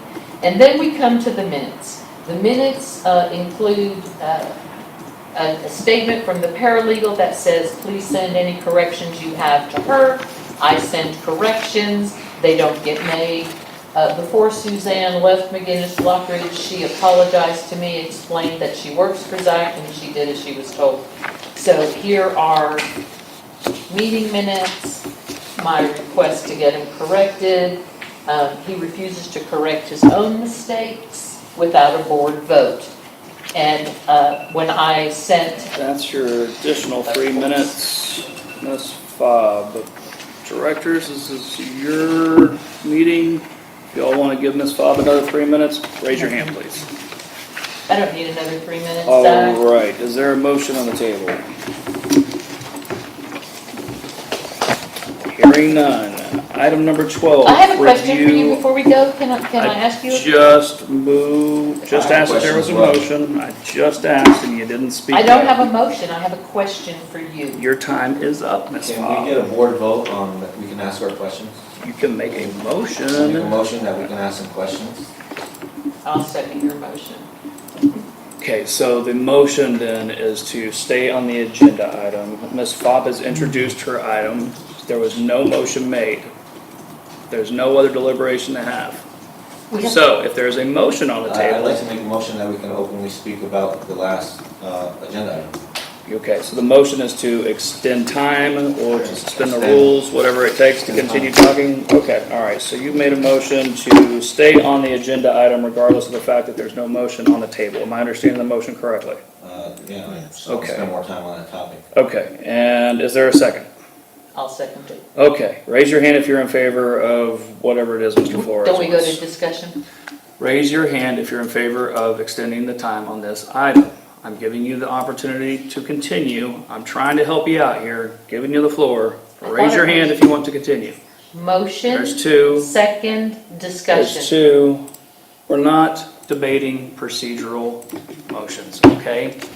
If you'd like to watch the Texas legislature, tune in sometime. You'll see the reason you don't debate procedural motions. Because otherwise you have endless debate. We'll be here all night long debating procedural matters. And we're not going to do that. We will debate substantive items. And you've had an opportunity just now to discuss my duties and responsibilities. There was no motion made on that, other than Mr. Flores wanting to extend time. I've put that motion forward, yet you don't even want to accept the fact that I'm trying to help you maintain the floor. I gave you my You arm. got the two. Is there three people? Raise your hand if you would like to continue discussion on this item. Raise your hand if you would not like to continue on this item. The nays have it. Item number 12, Mr. Flores, this is your item. Review of current district service agreements. You have 3 minutes, sir.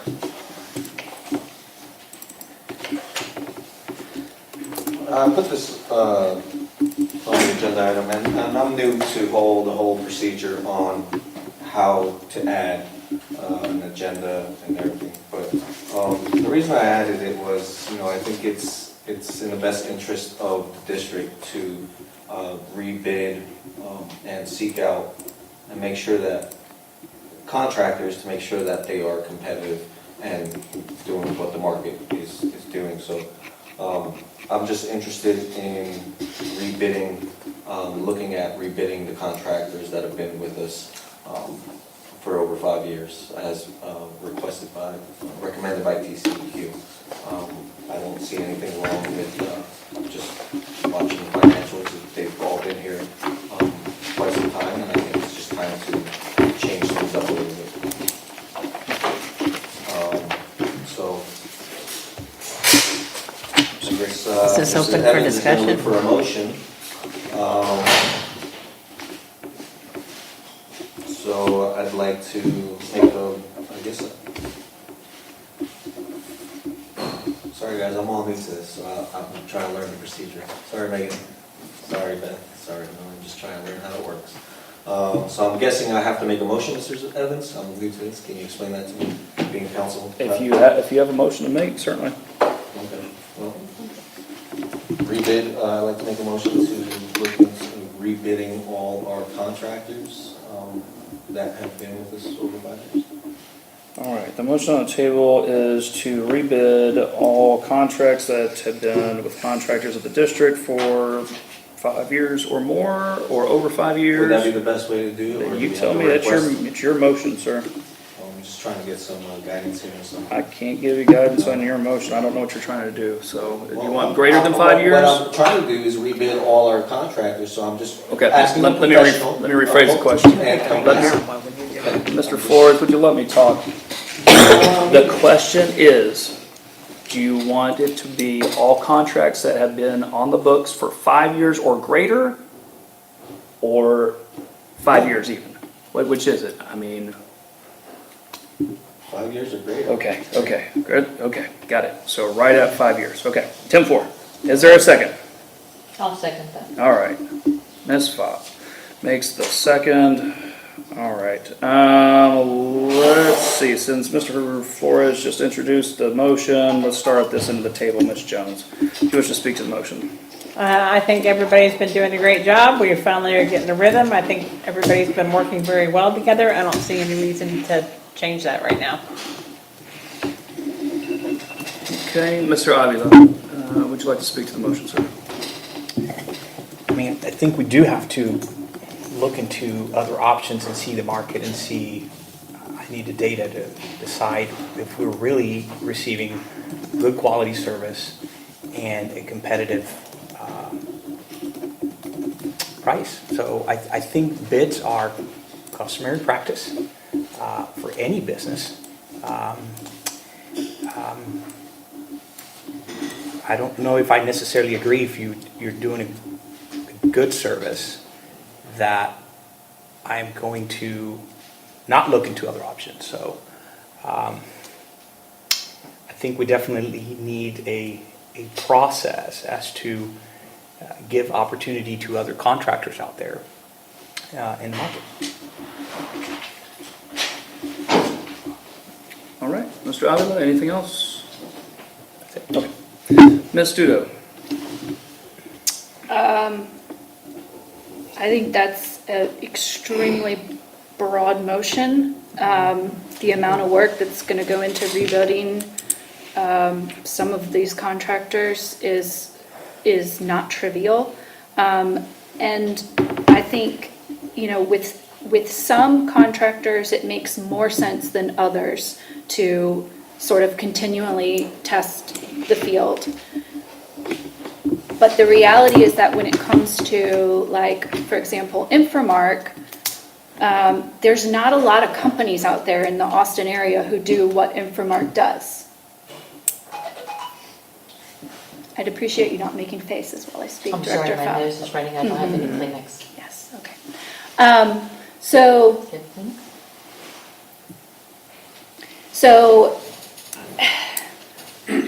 I think that bidding, just saying we're going to just bid all of our contracts out it's not a well thought out. I think we need to first understand, now that we have a brand new board, where are we going with the district? If there's some restructuring that we're interested in doing, that's a step that I think we need to take before we just say we're going to bid out Infomark. Because if we bid out Infomark, we need to recognize that because there aren't a whole lot of contractors that do what Infomark does, it would then require us kind of restructuring the way that our district operates, which is a huge undertaking. And if that's the direction that the community wants to go and the board wants to go, fine. But just to make a broad motion that we're all just going to approve that we're just going to bid out all of our huge contracts that's an overwhelming idea to me. So I can't support a motion that's that broad. I think we need to take some steps before we get to that. All right, Ms. Dudo, anything else? That's all. Ms. Fogg, 3 minutes. The TCEQ recommends rebidding all contracts every 5 years in order to maintain competitiveness in the market and assure your constituency that, Mr. Avila? Sorry. To ensure that your constituency is getting the best value for your dollar. I agree that doing them all at once is a huge undertaking, but I would like to make note that Gray Engineering has been with us over 30 years. I think Infomark has been with us over 30 years. Sage Management is claiming 4. McGinnis Lockridge is new. There is an Since opportunity. Valentine's Day. There is, yeah. The day of love. Yeah, I'll never forget it. There is nothing difficult about writing a bid to hire a contractor to run this district. There are over 900 MUDs in Texas. There are plenty of examples to follow. You don't have to reinvent the wheel. And 30 years ago, there was only a handful of contractors that provided the services that Infomark does. Now, there are many more, and many MUDs operate with employees. Infomark is not an employee, they're a contractor. They hire employees to run the district. They have their own general manager, people who are more invested in the district because they work for the district, where some of our contractors have to lean more heavily to the employer that's paying them, which is, in Infomark's case, it would be Infomark. For Herb, it would be his engineering firm. It is good business practice. It is done in state government all the time, and it is a recommendation of TCEQ to do it every 5 years. if our contractors are so good and if their value is what it is and it's the best, they will win successfully in the next bid. Spending a little time writing a requirements document is not an arduous task. It is not complicated at all, and you can actually find many of them already done. I'm sure Zach has a drawer full that he's already done. Can I ask you a question? No, I'm still talking. So I support the idea of rebidding contracts because it's not done here. They hire people and they stay forever, and then we have to have trust in them because they've been here forever, despite repeated evidence of mistakes and things that are not getting done and contracts that are not being served or in violation, just absolutely not meeting the terms of their contract. That's happening repeatedly with almost all of our contractors, not all, almost all. That's your time, Ms. Fogg. Last but not least, Mr. Flores. You know, You should look I at brought yourself for a while. I brought this to the table because on the campaign trail and talking to residents, my biggest thing is the best interest for them. And I think from speaking to a lot of residents, there's been a lot of things that Infomark, I don't think we can really grasp if Infomark is doing a good job or not. I think there needs to be a process or something to capture how are they performing. How is any of our contractors performing? I think that's very important to track it, to know and make the determination we're going to stick with them. I think if we create a process that can track that, when it comes time for rebidding, they should have hands, a leg up on everybody. But we need to, I think the past boards have lacked having that accountability on our contractors. There's a reason why they recommend that we rebid every 5 years is because people get comfortable, okay? People become friends with contractors. People invite contractors into their homes, to have parties, and then you lose scope and lose sight that you're here for the district, you're here for the people. We're here to watch this money. We're not here to make friends. These are not our friends. They work for us. They're our contractors. And it's our job to hold them accountable. Even though they're doing a great job, fine. Let's recognize that they're doing a great job. Herb comes here every meeting, super professional. Never have an issue with him. I call Infomark, I get somebody in Houston that's nasty all the time. I don't get an answer. And this isn't the first time that, I've talked to constituents all over the district. That's how I got elected. And they say the same thing. It's time to change. Something has to change. And they voted for change. They voted for me. They voted for Linda. We need to hold these contracts accountable. We need something new. It's been like this for too long. I know. So that's just why I brought it to the table. I think we need to do this for the people. But I heard you also just say that you don't know what they're really doing. So why don't you, for the next 6 months, see what they really do as a new board member? It's my time, please. I'm just saying what you said. I'm just repeating what you said. Zach and Mr. Evans, point of order. You got 25 more seconds, Mr. Flores. Point of, just please, if you could recognize, tell Said you have 20, no, you have 21, 20, 19. Okay, thank you. 18, If you can just let Ms. Jones 16, know that she was 15. interrupting my time, very disrespectful, sir. Okay, I'm done. I can't. with 10 more seconds. This child here, I can't. All right, Mr. Flores has indicated that he is done. All right, the motion on the table was to rebid all contracts 5 years old or greater currently on the books. Raise your hands if you're for that motion. Raise your hand if you are opposed to that motion. The nays have it, 2, 3. Ms. McKenzie, you're up. If you scroll down in the manager's report, the executive summary and the only quote we are asking for approval for are the last 2 pages.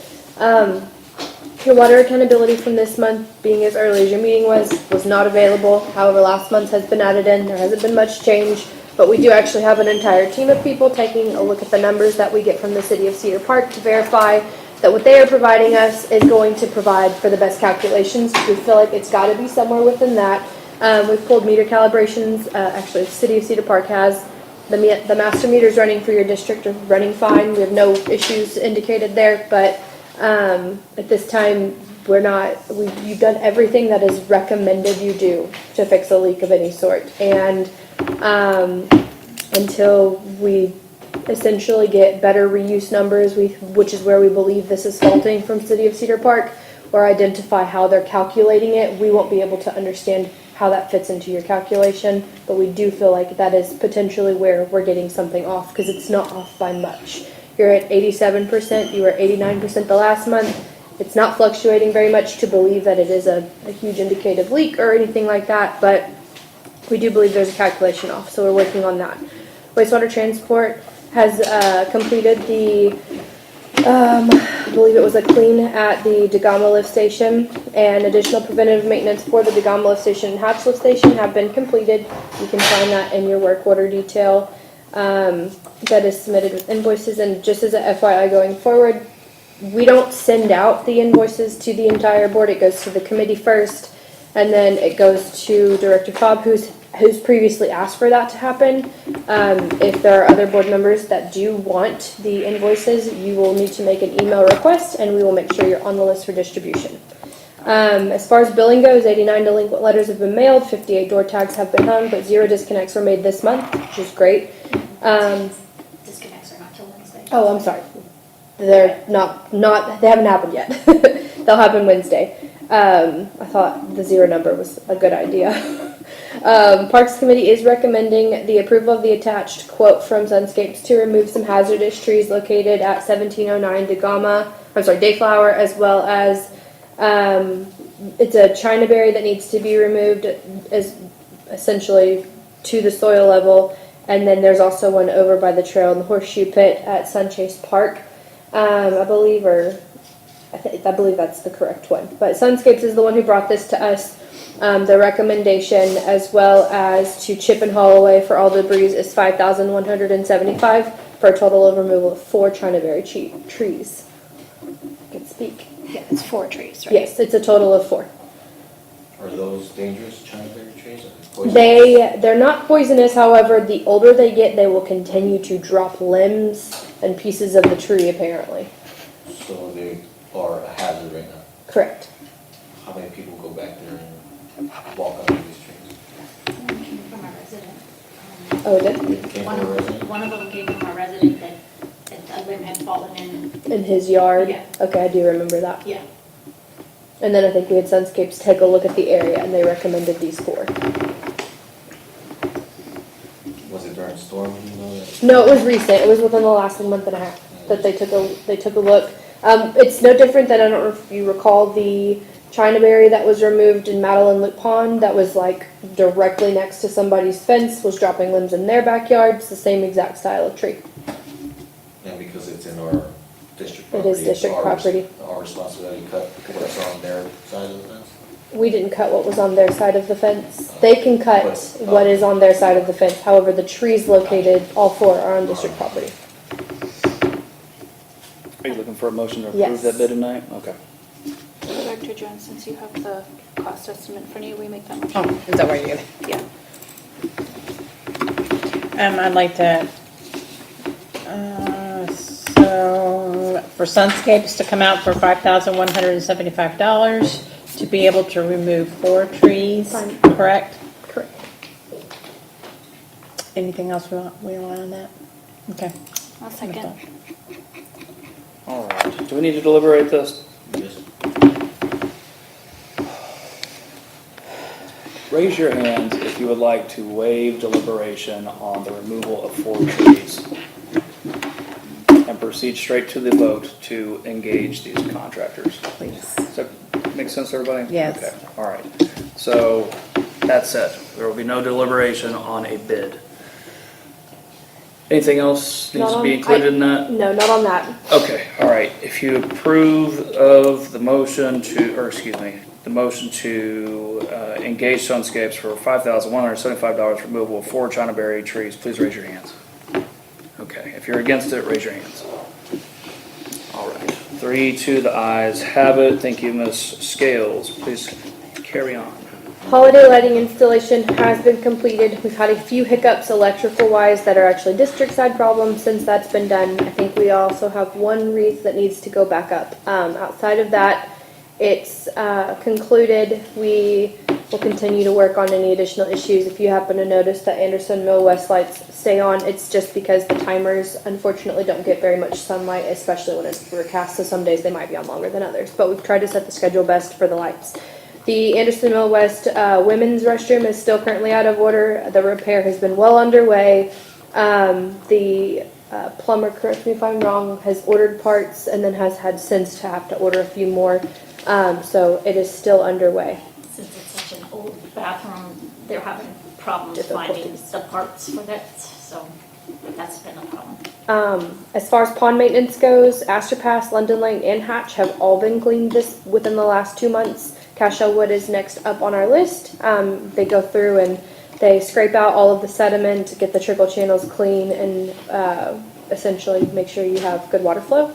As far as notable customer requests, we have none. Your electric meters, we're working on scheduling a team with the Houston department. As your budget, you did approve an amount to have endpoints installed by a team.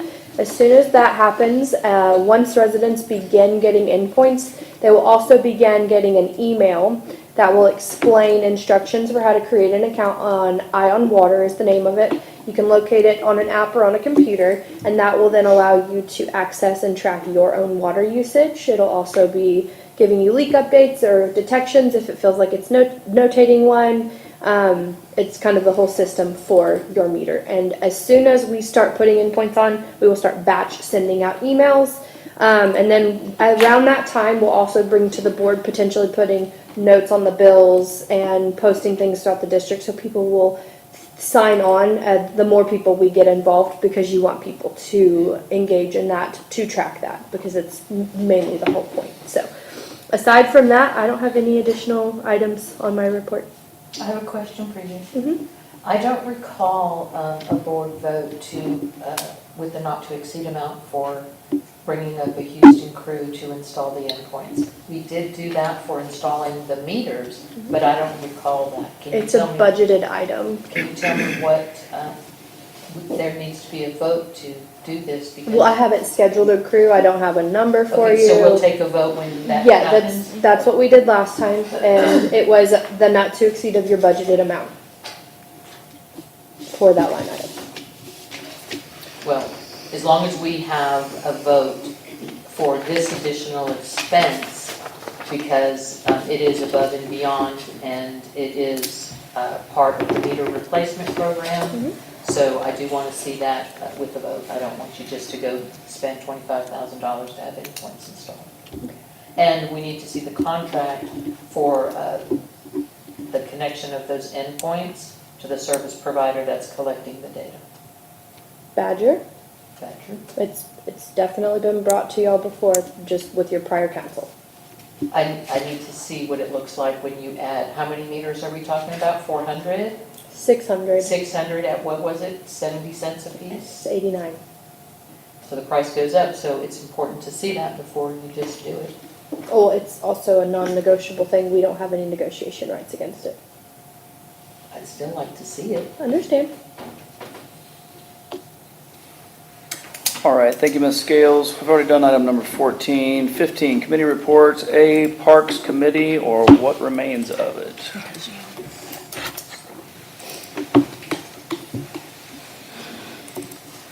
Okay. The first amendment to park rules. So directors, you do have on your Google account amendments to, apologize, give me a second to find it, in the Parks Committee folder for our meeting tonight, proposed amendments to the park rules. They're pretty simple. They can be found on page 3 of the park rules. And the Parks Committee is recommending that we change the cost for tennis pickleball court memberships for non-residents only from $100 a year to $215 a year plus a $35 administrative fee. And then the year runs from January 1st to December 31st. So you would, for the past year, if you joined later than January 1st, we would prorate your amount for the year. So the only change that we're proposing is that the $35 administrative fee would not be subject to prorating. So the $215 would be prorated, but the $35 administrative fee is just a flat fee. And then we also are proposing changing the rule that persons who have a security card can have up to 3 guests at one time on the court to 1 guest at a time on the courts. So I make a motion to approve the park rule amendments as presented. I'll second that. All right, Ms. Dudo's made a motion to approve the changes as she outlined. Ms. Jones has seconded. Mr. Flores, would you like to speak to the motion?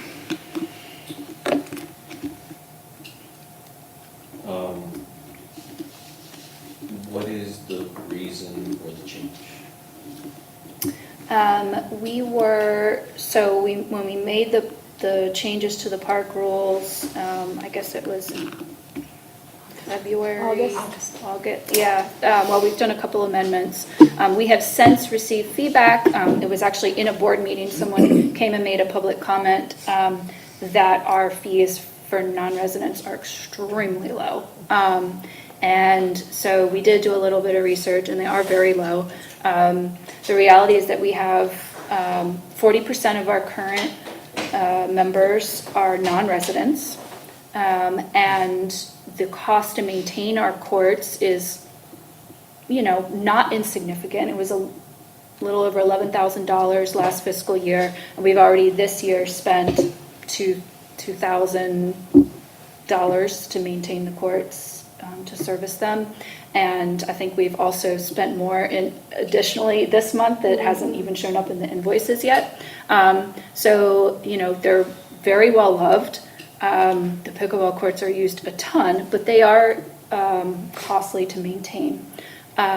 So we wanted to do the change despite getting that feedback a long time ago, we wanted to do the change now because we changed the rules to have the year run from January 1st for everybody. So we aren't like keeping track of, when this person joined and when this person joined and this person joined. So it makes sense to do it now rather than do it in the middle of the year. We didn't want to change over the cost in the middle of the year and then have to go back and prorate everyone's. So that's why we're asking for it now, so that January 1st, we can start with the new rate. And changing the amount of guests, is there a way to enforce that, or is there a way to know how many? Because in the past, they've had a problem with one person click, and then everybody, let's go. So is there a way that you plan on monitoring? We have a little bit of a plan. It's not foolproof. It's just going to be on an as-needed basis. Reese has actually witnessed several times of people keeping the door propped open. I've recently witnessed it myself and had to go unprop it. It seems to be a pretty popular thing to do, so people can come and go as they please. So we do enforce when we can. Reese has gone out and had plenty of chats with people on the court about loud music. We actually received a resident report tonight of some pretty heinous stuff that somebody was doing just last night. And even though we weren't there, we do take that stuff seriously, and if we can pinpoint who it is, we will look at their reservations, and if it is easily identifiable, they get a notice and they get a warning, and essentially it's a final warning depending on what it is. And the next issue we get from anybody, whether it's Reese or an outside person, their membership, would be revoked. But if and when Reese is here, and if somebody comes in, or if she goes out there, or even the tech, we will allow them to go out there and say, hey. Can I have 3 more minutes, please? Board, if you want to give Mr. Flores 3 more minutes, raise your hand. I wasn't able to speak, Megan, and... You used your time to ask questions, Mr. Flores. Thank you. Let Ms. Scales finish. So she is going to proceed with checking the system first to see who all has logged in within the last hour or who has reservations. We'll jot those down. It's not that hard to track, or she can just say, hey, I know what time this happened, and then go out there and say, look, this is a warning to everyone on the court at this time. This rule is being broken by whomever. She's not gonna ask names, we're not gonna worry about it, but we're gonna leave it up to everyone on the court to then hold each other accountable. So Reese is taking. Mr. Flores, that's your time. Wait, Ms. we Bob. voted on another 3 minutes. I'm sorry, were there 3 people? Yes, I'm there sorry. were. You weren't even Yep. looking. To continue, okay, Yes, Mr. Flores, there was, okay. and Megan voted as well. Okay, go right ahead. Sorry.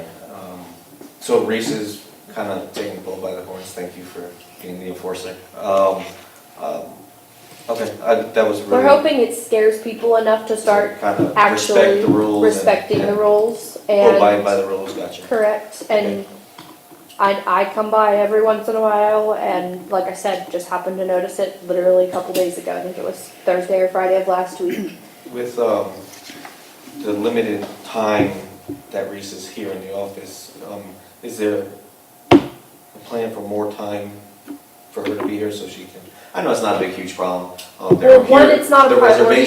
the reservations are set, right? So we kind of get an idea of what time people are here. Well, a lot of it happens in the evening, Really? Okay. way outside of hours. That's For fine. instance, last night the reservation issue was between 6 and 8 p.m. Yeah. And obviously Reese is not here. I wouldn't have a tech here. I wouldn't want Reese here at that time. I want her to go So, home. she will do what she can, Okay. and we will continue to send out warnings as needed. We'll do what we can. We just hope that it eventually scares enough people to listen and abide by the rules. And That's good. just kind of, and just as a FYI, whenever we get stuff, we don't just say, hey, we got told you did this. It's always, we approach it as this is an alleged situation. This is what was reported. These are the rules on the website. Please correct your behavior. Let us know if you have any questions. It's handled just like that. Thank you. Appreciate it. That's it. Thank you, Mr. Evans. Ms. Bob, 3 minutes. I don't have any questions about this proposed change, but I do want to know if this has to be published, if this requires publication? No. No. So, how do people know that the rules have changed? They will be on the website. Then after this, we get through this motion, I'd like to make another change to the park rules while we have this on the agenda, but we'll finish this one first. Ms. Dudo, anything you'd like to speak? Actually, it's your motion, wasn't it? Yep. I'm sorry. Mr. Avila. I just want to make sure that the price increase, how was the decision made? Are we factoring the increase based on regular maintenance? Are we looking, okay, that's all I need to know. All right, Ms. Jones, any questions? No. All right, to close your item, Ms. Dudo, anything else? That's all. All right. If you're in favor of adopting the motion to amend the park rules as presented, raise your hand, please. The ayes have it. A moment of harmony. Ms. Fobb, you had an amendment that you wanted to make to park rules. Have you presented anything to the board in their packet?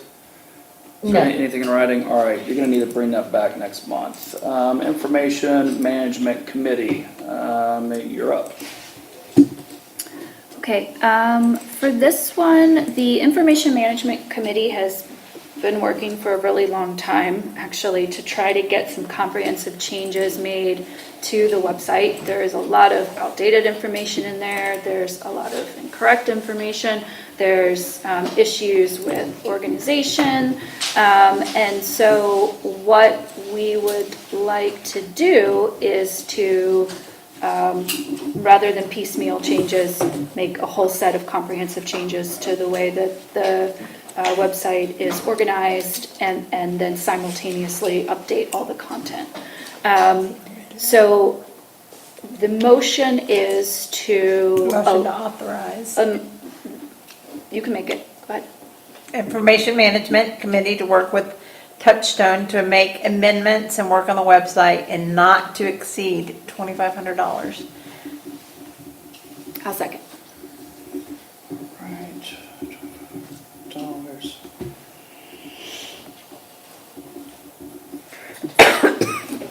All right. Can you repeat that Ms. motion, Mr. Jones, I think the motion was about to ask the same question, Mr. Flores.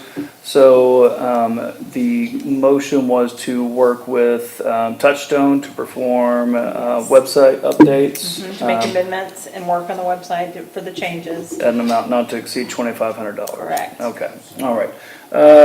Since it's Ms. Jones's motion, we'll start down here with Did Mr. we get Flores. Yes, Second. Okay. No, I don't have any. Ms. Fox? Yeah, I don't, Budget. $2,500 is a lot of money to shuffle data around on a website. I'd really like to know what kind of changes you're talking about. There's nothing in this, did you put something in the share drive? No. I didn't, no. Oh, so I have no idea what you're talking about other than you want to change up the website, and $2,500 is a lot of money. That does a lot of development, I mean, from the ground up development. Well, that's So, just not to exceed. I would like to see what you're proposing before you go out and make changes. If you are correcting mistakes or data that is incorrect, by all means, you don't need a $2,500 checkbook to do that. This amount of money does much more than just correct. And I'd like to see what you have in mind because it's a reflection of this district. And I think it should be transparent what you have in mind. All right, anything else, Ms. Fox? What'll do? Ms. Studo, anything else you wanted to talk about on that? Well, so, a couple of things. First of all, the committee has authorization to direct Touchstone to do up to $825 of work between meetings. It is $825. It absolutely is. But we have not used that, and we've decided not to go that route because we wanted it to, well, for two reasons. We wanted it to be transparent. We wanted to ask the board first before we did it. But second of all, and it makes the billing more transparent as well. But second of all, we didn't want a situation where they had to stop working on it and wait for the next month to roll around. So that's why we're proposing to do it in one lump sum. The reason why it's so much is because it is restructuring the website. There's a lot of redundancy in our website. The way that it's organized doesn't always make sense. And so the goal is to really just comprehensively improve the way that the website functions. We did request a search function. We don't have a search function on our website. We did request some functional changes to the homepage. Those require some coding. So that's part of the cost. So that's the reason why the cost is what it is. We did budget for several $1,000s worth of website updates this year, so it is within budget. And that's what I have to say. Thank you. All right, Mr. Avila.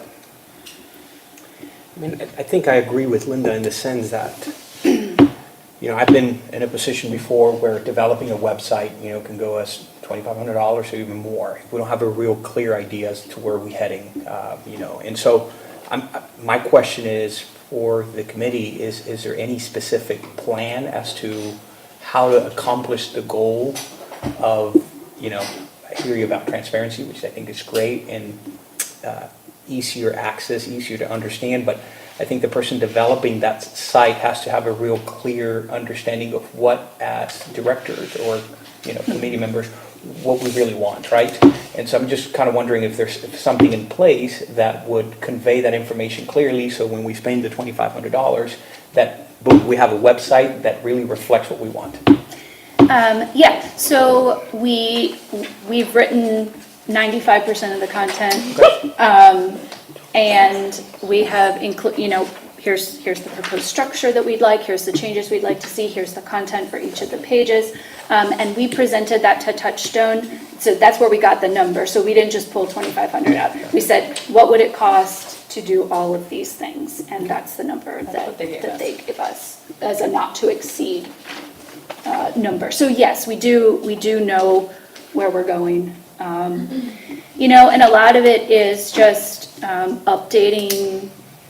We still have COVID-19 stuff on our website. A whole page for it. Yeah, we have a whole page for it. Yeah, we have we have information that is in multiple places, but it's only been updated here. We have pages that just don't get used anymore at all. So the idea is just to make it a lot more user-friendly and also update all the content. A lot of the questions that we get asked a lot, we're trying to incorporate all of that information into the website so that people can actually find the answers they're looking for. So will it be perfect? Maybe not. Will we have to tweak some things? The board may want to see a few changes made, but we've put, 95% of the legwork into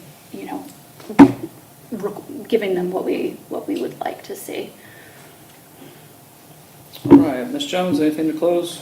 I don't know if this would help you, Hanoi, but that's when you're on a committee, that's really what each committee does, is we do all the grunt work for it, and then we bring it back, and then that's where we ask, can we make this motion to be able to do that? So the work has really been done within the committee. It just needs to be pulled together to see if that's what you want to pick or not. Can I ask All one question? right, we've got a motion on the table. Can I ask a question? Does the board want to give Ms. Fobb more time? Raise your hand if you do. I'll allow her to ask a question. All right, go ahead, Ms. Fobb. I'm just curious, we pay Touchstone a monthly fee to maintain that website, and you're suggesting that there's incorrect data, COVID data's out there. How did it get so far behind, and what are we paying them every month for?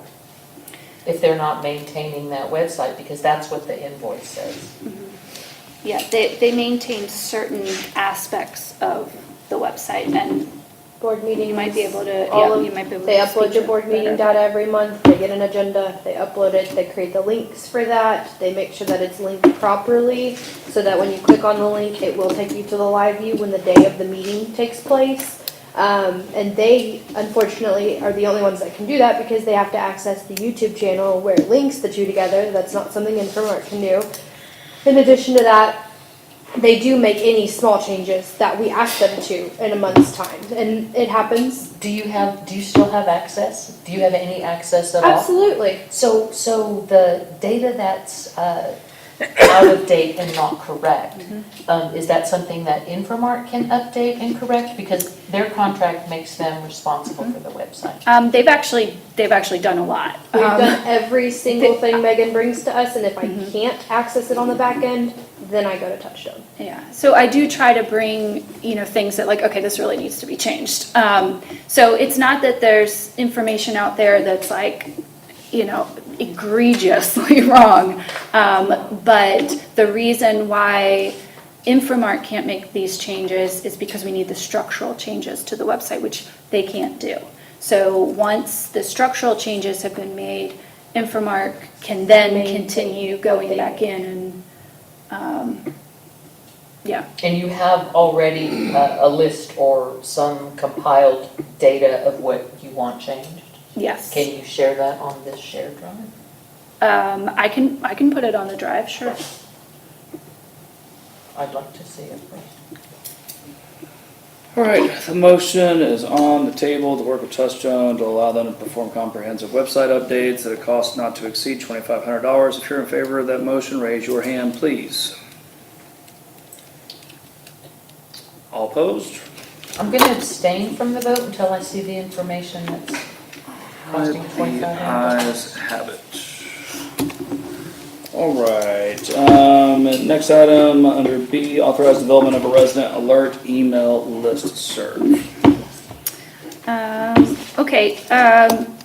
We have gone back and forth for a long time trying to figure out a better way to be able to notify residents of important things like oil water notice or whatever it may be.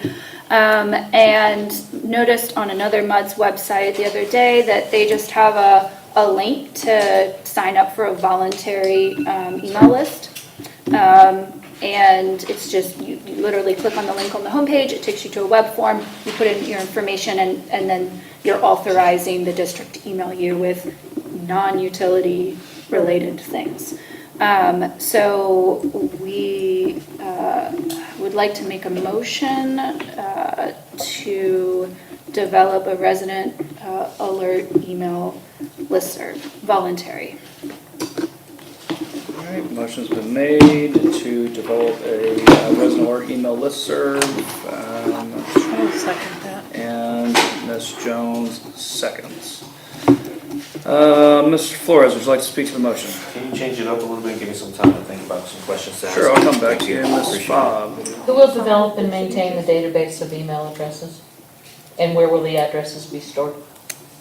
I think we talked about Infomart being We'll able to do maintain all it. of Touchstone will create the area where they can submit, and then they'll be, I'm assuming they will give us access to that data. If it's not already given, if it's not gonna be tied to the back end of the website, they'll give us access The to email address database that the list server's going to read, who's gonna maintain, people move, come and go all the time. Who's going to update that database of email addresses? If somebody will respond to us and say, hey, I'm no longer here, we'll update it and we'll take them off the list. But we're not gonna be reaching out to people to say, hey, do you still live in the district?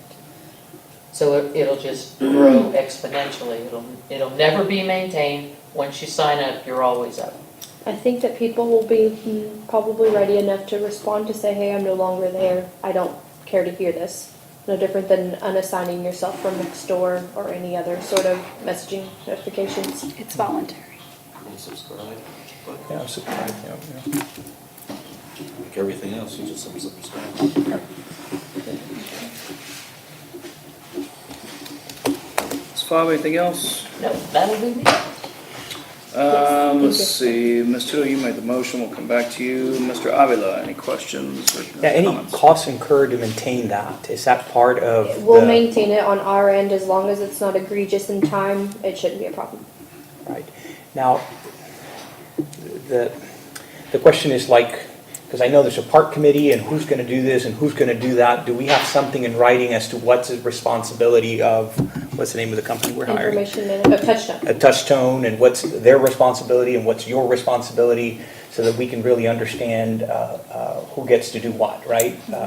Because at the end of the day, if we're still having information from COVID-19 that's telling me that somebody's not doing their job, it's either Touchstone or you guys. And so my question is, do we have some sort of one-pager understanding of who's going to do what, so things flow and, the information moves on? So that's my...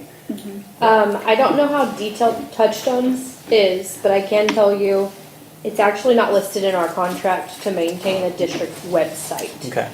It's something we've picked up over the years. Along with the SCADA system, there's no direct lines in our contract that will tell you specifically that we do that. It's something as a general manager over time, if it's something that can fit into my schedule or the ops coordinator schedule or any of the other dedicated personnel to the district, we will take it on with the understanding that it's within our wheelhouse. So for instance, with the district's website, Infomark is not coding experts by any means, but we've done several training courses with Caleb, who is one of the gentlemen from Touchstone, to get a better understanding, and I am actually one of the main people that updates the website, and I do it as much as I can until I run into an issue where I can't access something and I have to reach out. So we do what we can until we can't, and then we involve who can, and that's basically how it is. There's no written, and there's honestly probably not a good way to get it written in there, because Touchstone will give me everything that they can get access-wise on the back end,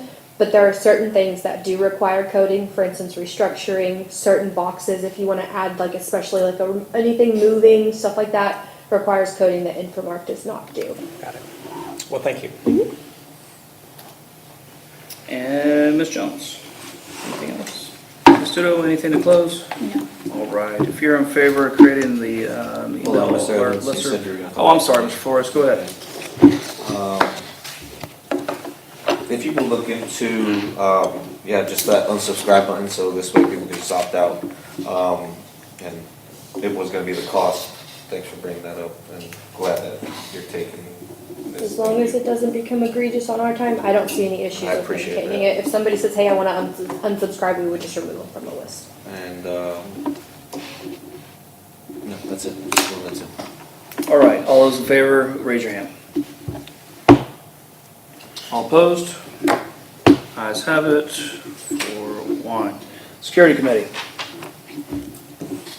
We don't have anything. We don't have a security I committee left on the currently. Security Committee. Okay, all right, that'll change soon. Same for stormwater. I think we We've just gone over covered what that we this need to. earlier. I said this morning. It feels like this morning. Infrastructure committee, same. Covered by Herb. All right, very well. Deed restriction committee report. Ms. Jones, do you want to lay that one out? I just have two things. The first one is that I just think that we need to make it very known to everybody in the district that we are continuing to get inquiries on the letters on the trash cans. Those are not from the MUD at all. They do not come from the MUD. They're not anything with the MUD at all. So we're sorry if you're getting those letters. Let's see, what else did I want to say about that? They're bogus, that no one has been fined. We are sorry that the trash cans are being placed on the sidewalks. That's another thing that we're getting. We understand that this is a problem and that we want people to know that, again, that this is not the MUD that is doing this. Okay? So that'll go on the website as well. Did you? And then the other thing was the moratorium, just to make sure that, we've done it every year in the past. I don't know if we really need to vote on it or not, but starting tomorrow, I thought we'd start tomorrow, seeing how we're already at our meeting tonight, that that they'll be able to have parking on the street for families for college students from December 13th to January 15th. So I don't know if you guys want to take a vote on that again. Yeah, let's go ahead and vote on that for the record. But December 13th through January 15th. All right, Ms. That Jones gives makes the everybody motion. Is there a second? I'll second. All right, Ms. Dudo seconds. Mr. Flores, do you wish to speak to the motion? Yes, so this is for overnight parking, correct? Yeah, we only do it So during the we're holidays. doing only overnight parking in Anderson Middle West and, what's the other one? Hunter's Glen? Glen 1. Two. 2 and, yeah, just 2. Are we doing it in Hunter's Glen? No, not 1? And 14, Anderson Mill West and Henderson. I'm sorry? 1. section 14. It's going to apply district-wide. Yeah, So it's for it's whoever, so whatever it's- district, whatever parts of the district have, because there's a lot of different ins and outs. So you've got 1, 2, 3, 4, 5, but the ones that don't already have parking on the street can have parking on the street right now for college students. Okay, so. Starting tomorrow. Moratorium on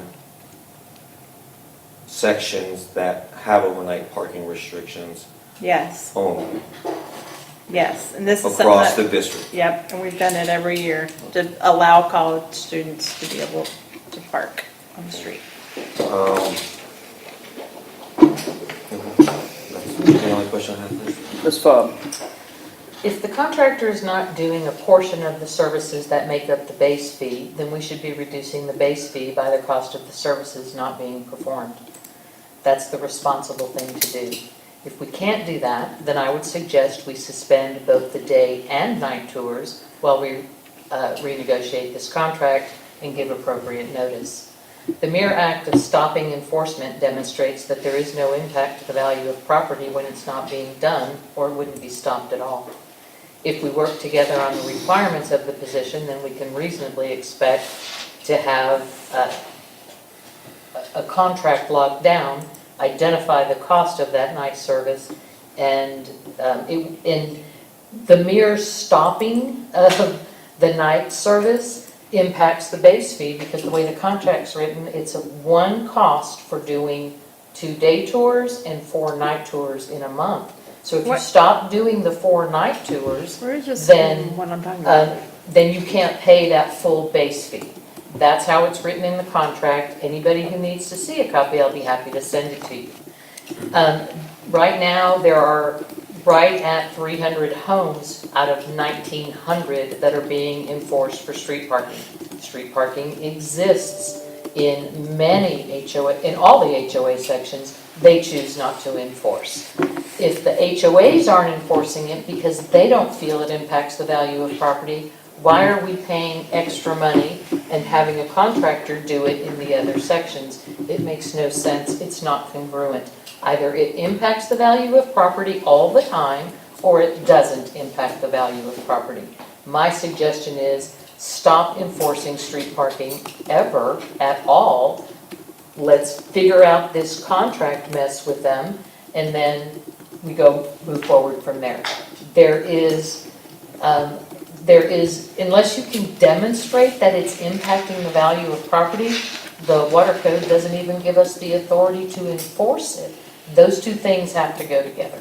Has to impact the value of property, has to be done consistently. Neither of those things are happening when other houses, many more than what they're looking at, have it in their deed that they can't park on the street, and the HOAs have decided not to enforce. You can't have it both ways. And David, I think that you went through my neighborhood It's on- asking I'm on for my that. time. I'm on my Told you minute. no. Hold on. And I would like to say that we are not sending letters, the Trash Can Brigade does not send letters. They put notes on cans and they do not park them on the sidewalk. And I know this because I personally move trash cans every week. So I don't know where you get that. That's not a true statement. And the data returned in the, That's your time, Ms. Fogg. So can we go back to what I just asked to vote for? Hold on, yeah, hold on, we're getting there, I promise. Ms. Judo, did you want to speak to the motion? Yeah, so I feel like we had this identical conversation last year when this came up, almost verbatim. So there is, I think, something, if I'm remembering, y'all do another, there's a way that it gets made up, like the cost of the night tour is, we're not overpaying you, even if we do this moratorium, is that correct? Can you please? You're not overpaying us because we haven't been paid for night tours anyway. But we go every 2 weeks. And so there are some months where we do 3 tours a month. But I mean, we plan to do tours tonight, so. Okay. What was discussed before was it's called dollar cost averaging. On those months, you have 3 tours, we're still billing for 2, and it ends up getting eaten up in the moratorium. That was prior council that told us That that. set it up. We did not set it up. We didn't set it up.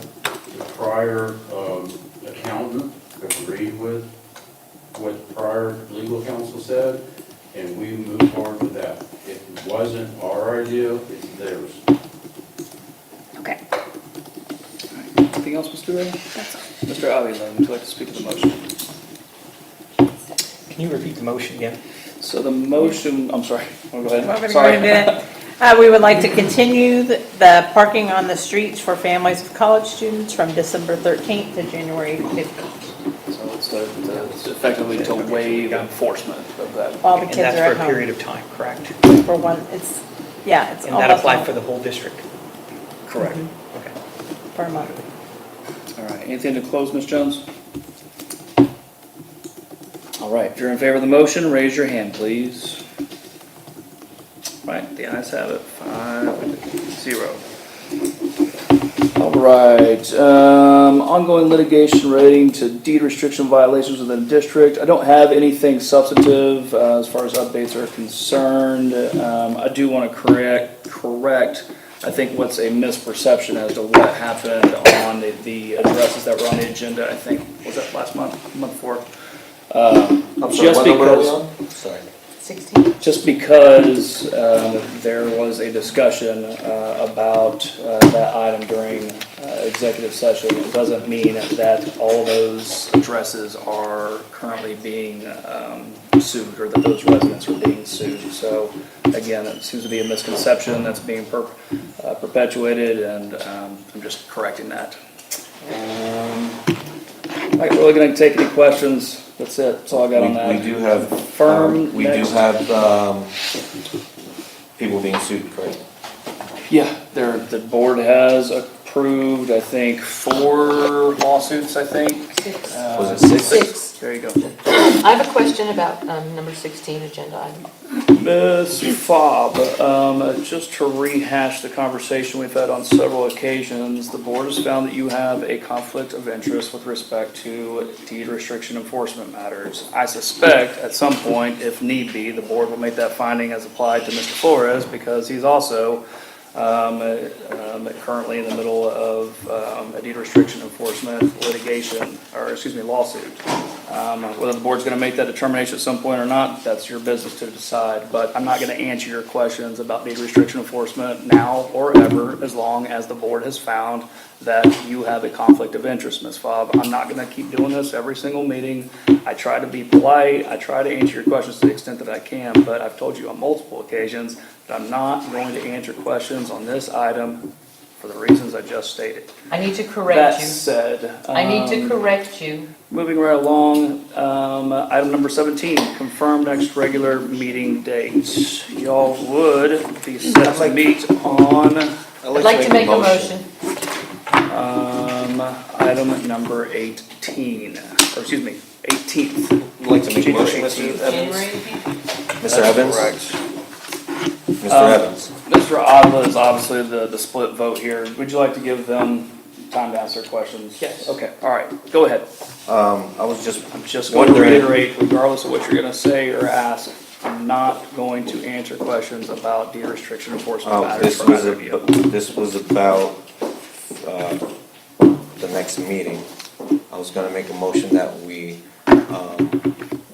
Before you do that, I want to talk to 16.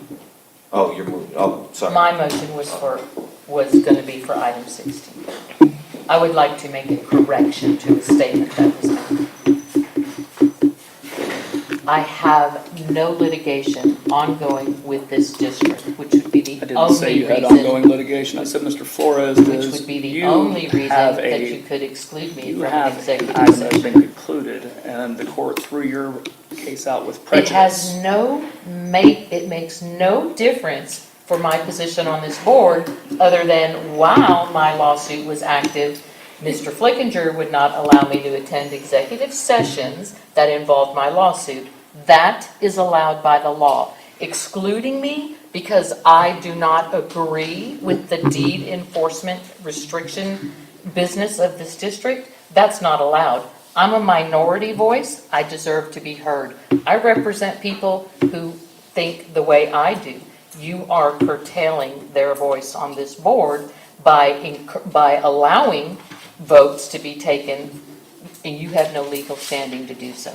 I'm certain No of that. standing to allow votes to be You taken. have no standing to say that you can exclude me from the meeting because I had a lawsuit with the I district. didn't make You that did. decision. A It's majority of the recorded. board did. You recorded. Majority of the board made that vote. Let me finish. You're You've not, got a minute you're and a not half to supposed to finish.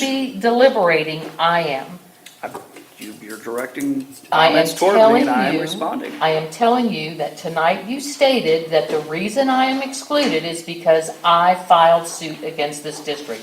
You can't exclude me for that reason. You can only exclude me if I am in active litigation. I am not.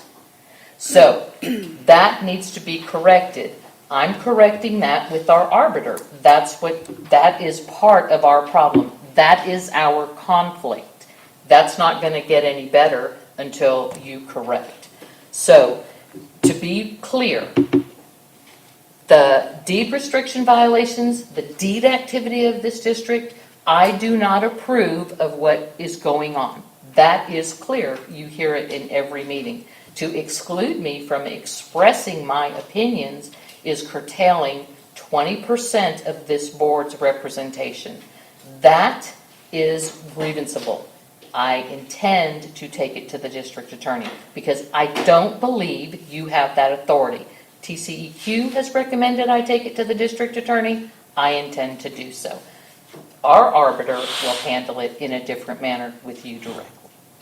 I'm sorry, was that some kind of threat? No. against me, That's an or- announcement. No.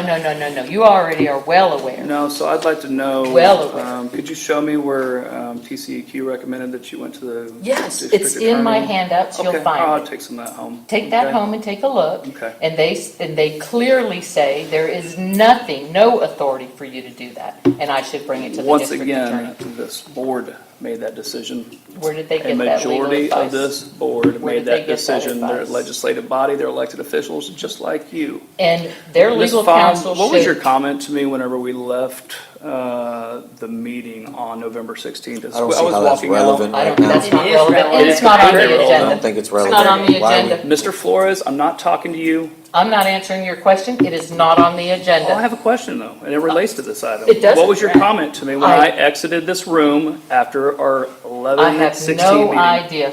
Was it, What is this? was it a comment to me? Was it a question? I don't remember. You don't Point remember? of order? I don't.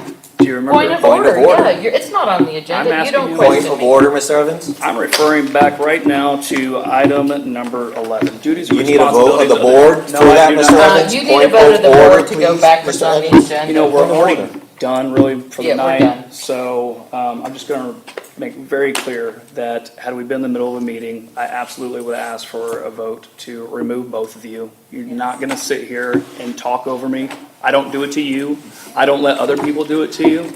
And it's not going to continue. Mr. Evans, you do talk over You us. talk over us You all. do. Whenever you are violating the rules of decorum, I absolutely inform you, and I will continue to do that. All right, directors, and you as well can be removed from this meeting, just like your friend next to you, okay? We will do this every month if we have to, ladies and gentlemen. All right. So you are set to meet again on January 18th. Any other comments, Point of questions, order. concerns? What did she Meeting just say? is adjourned. What did she just say? What did she just say? We'll file a communications policy. Sure, sure. Meeting's over. The meeting was not adjourned when you popped off.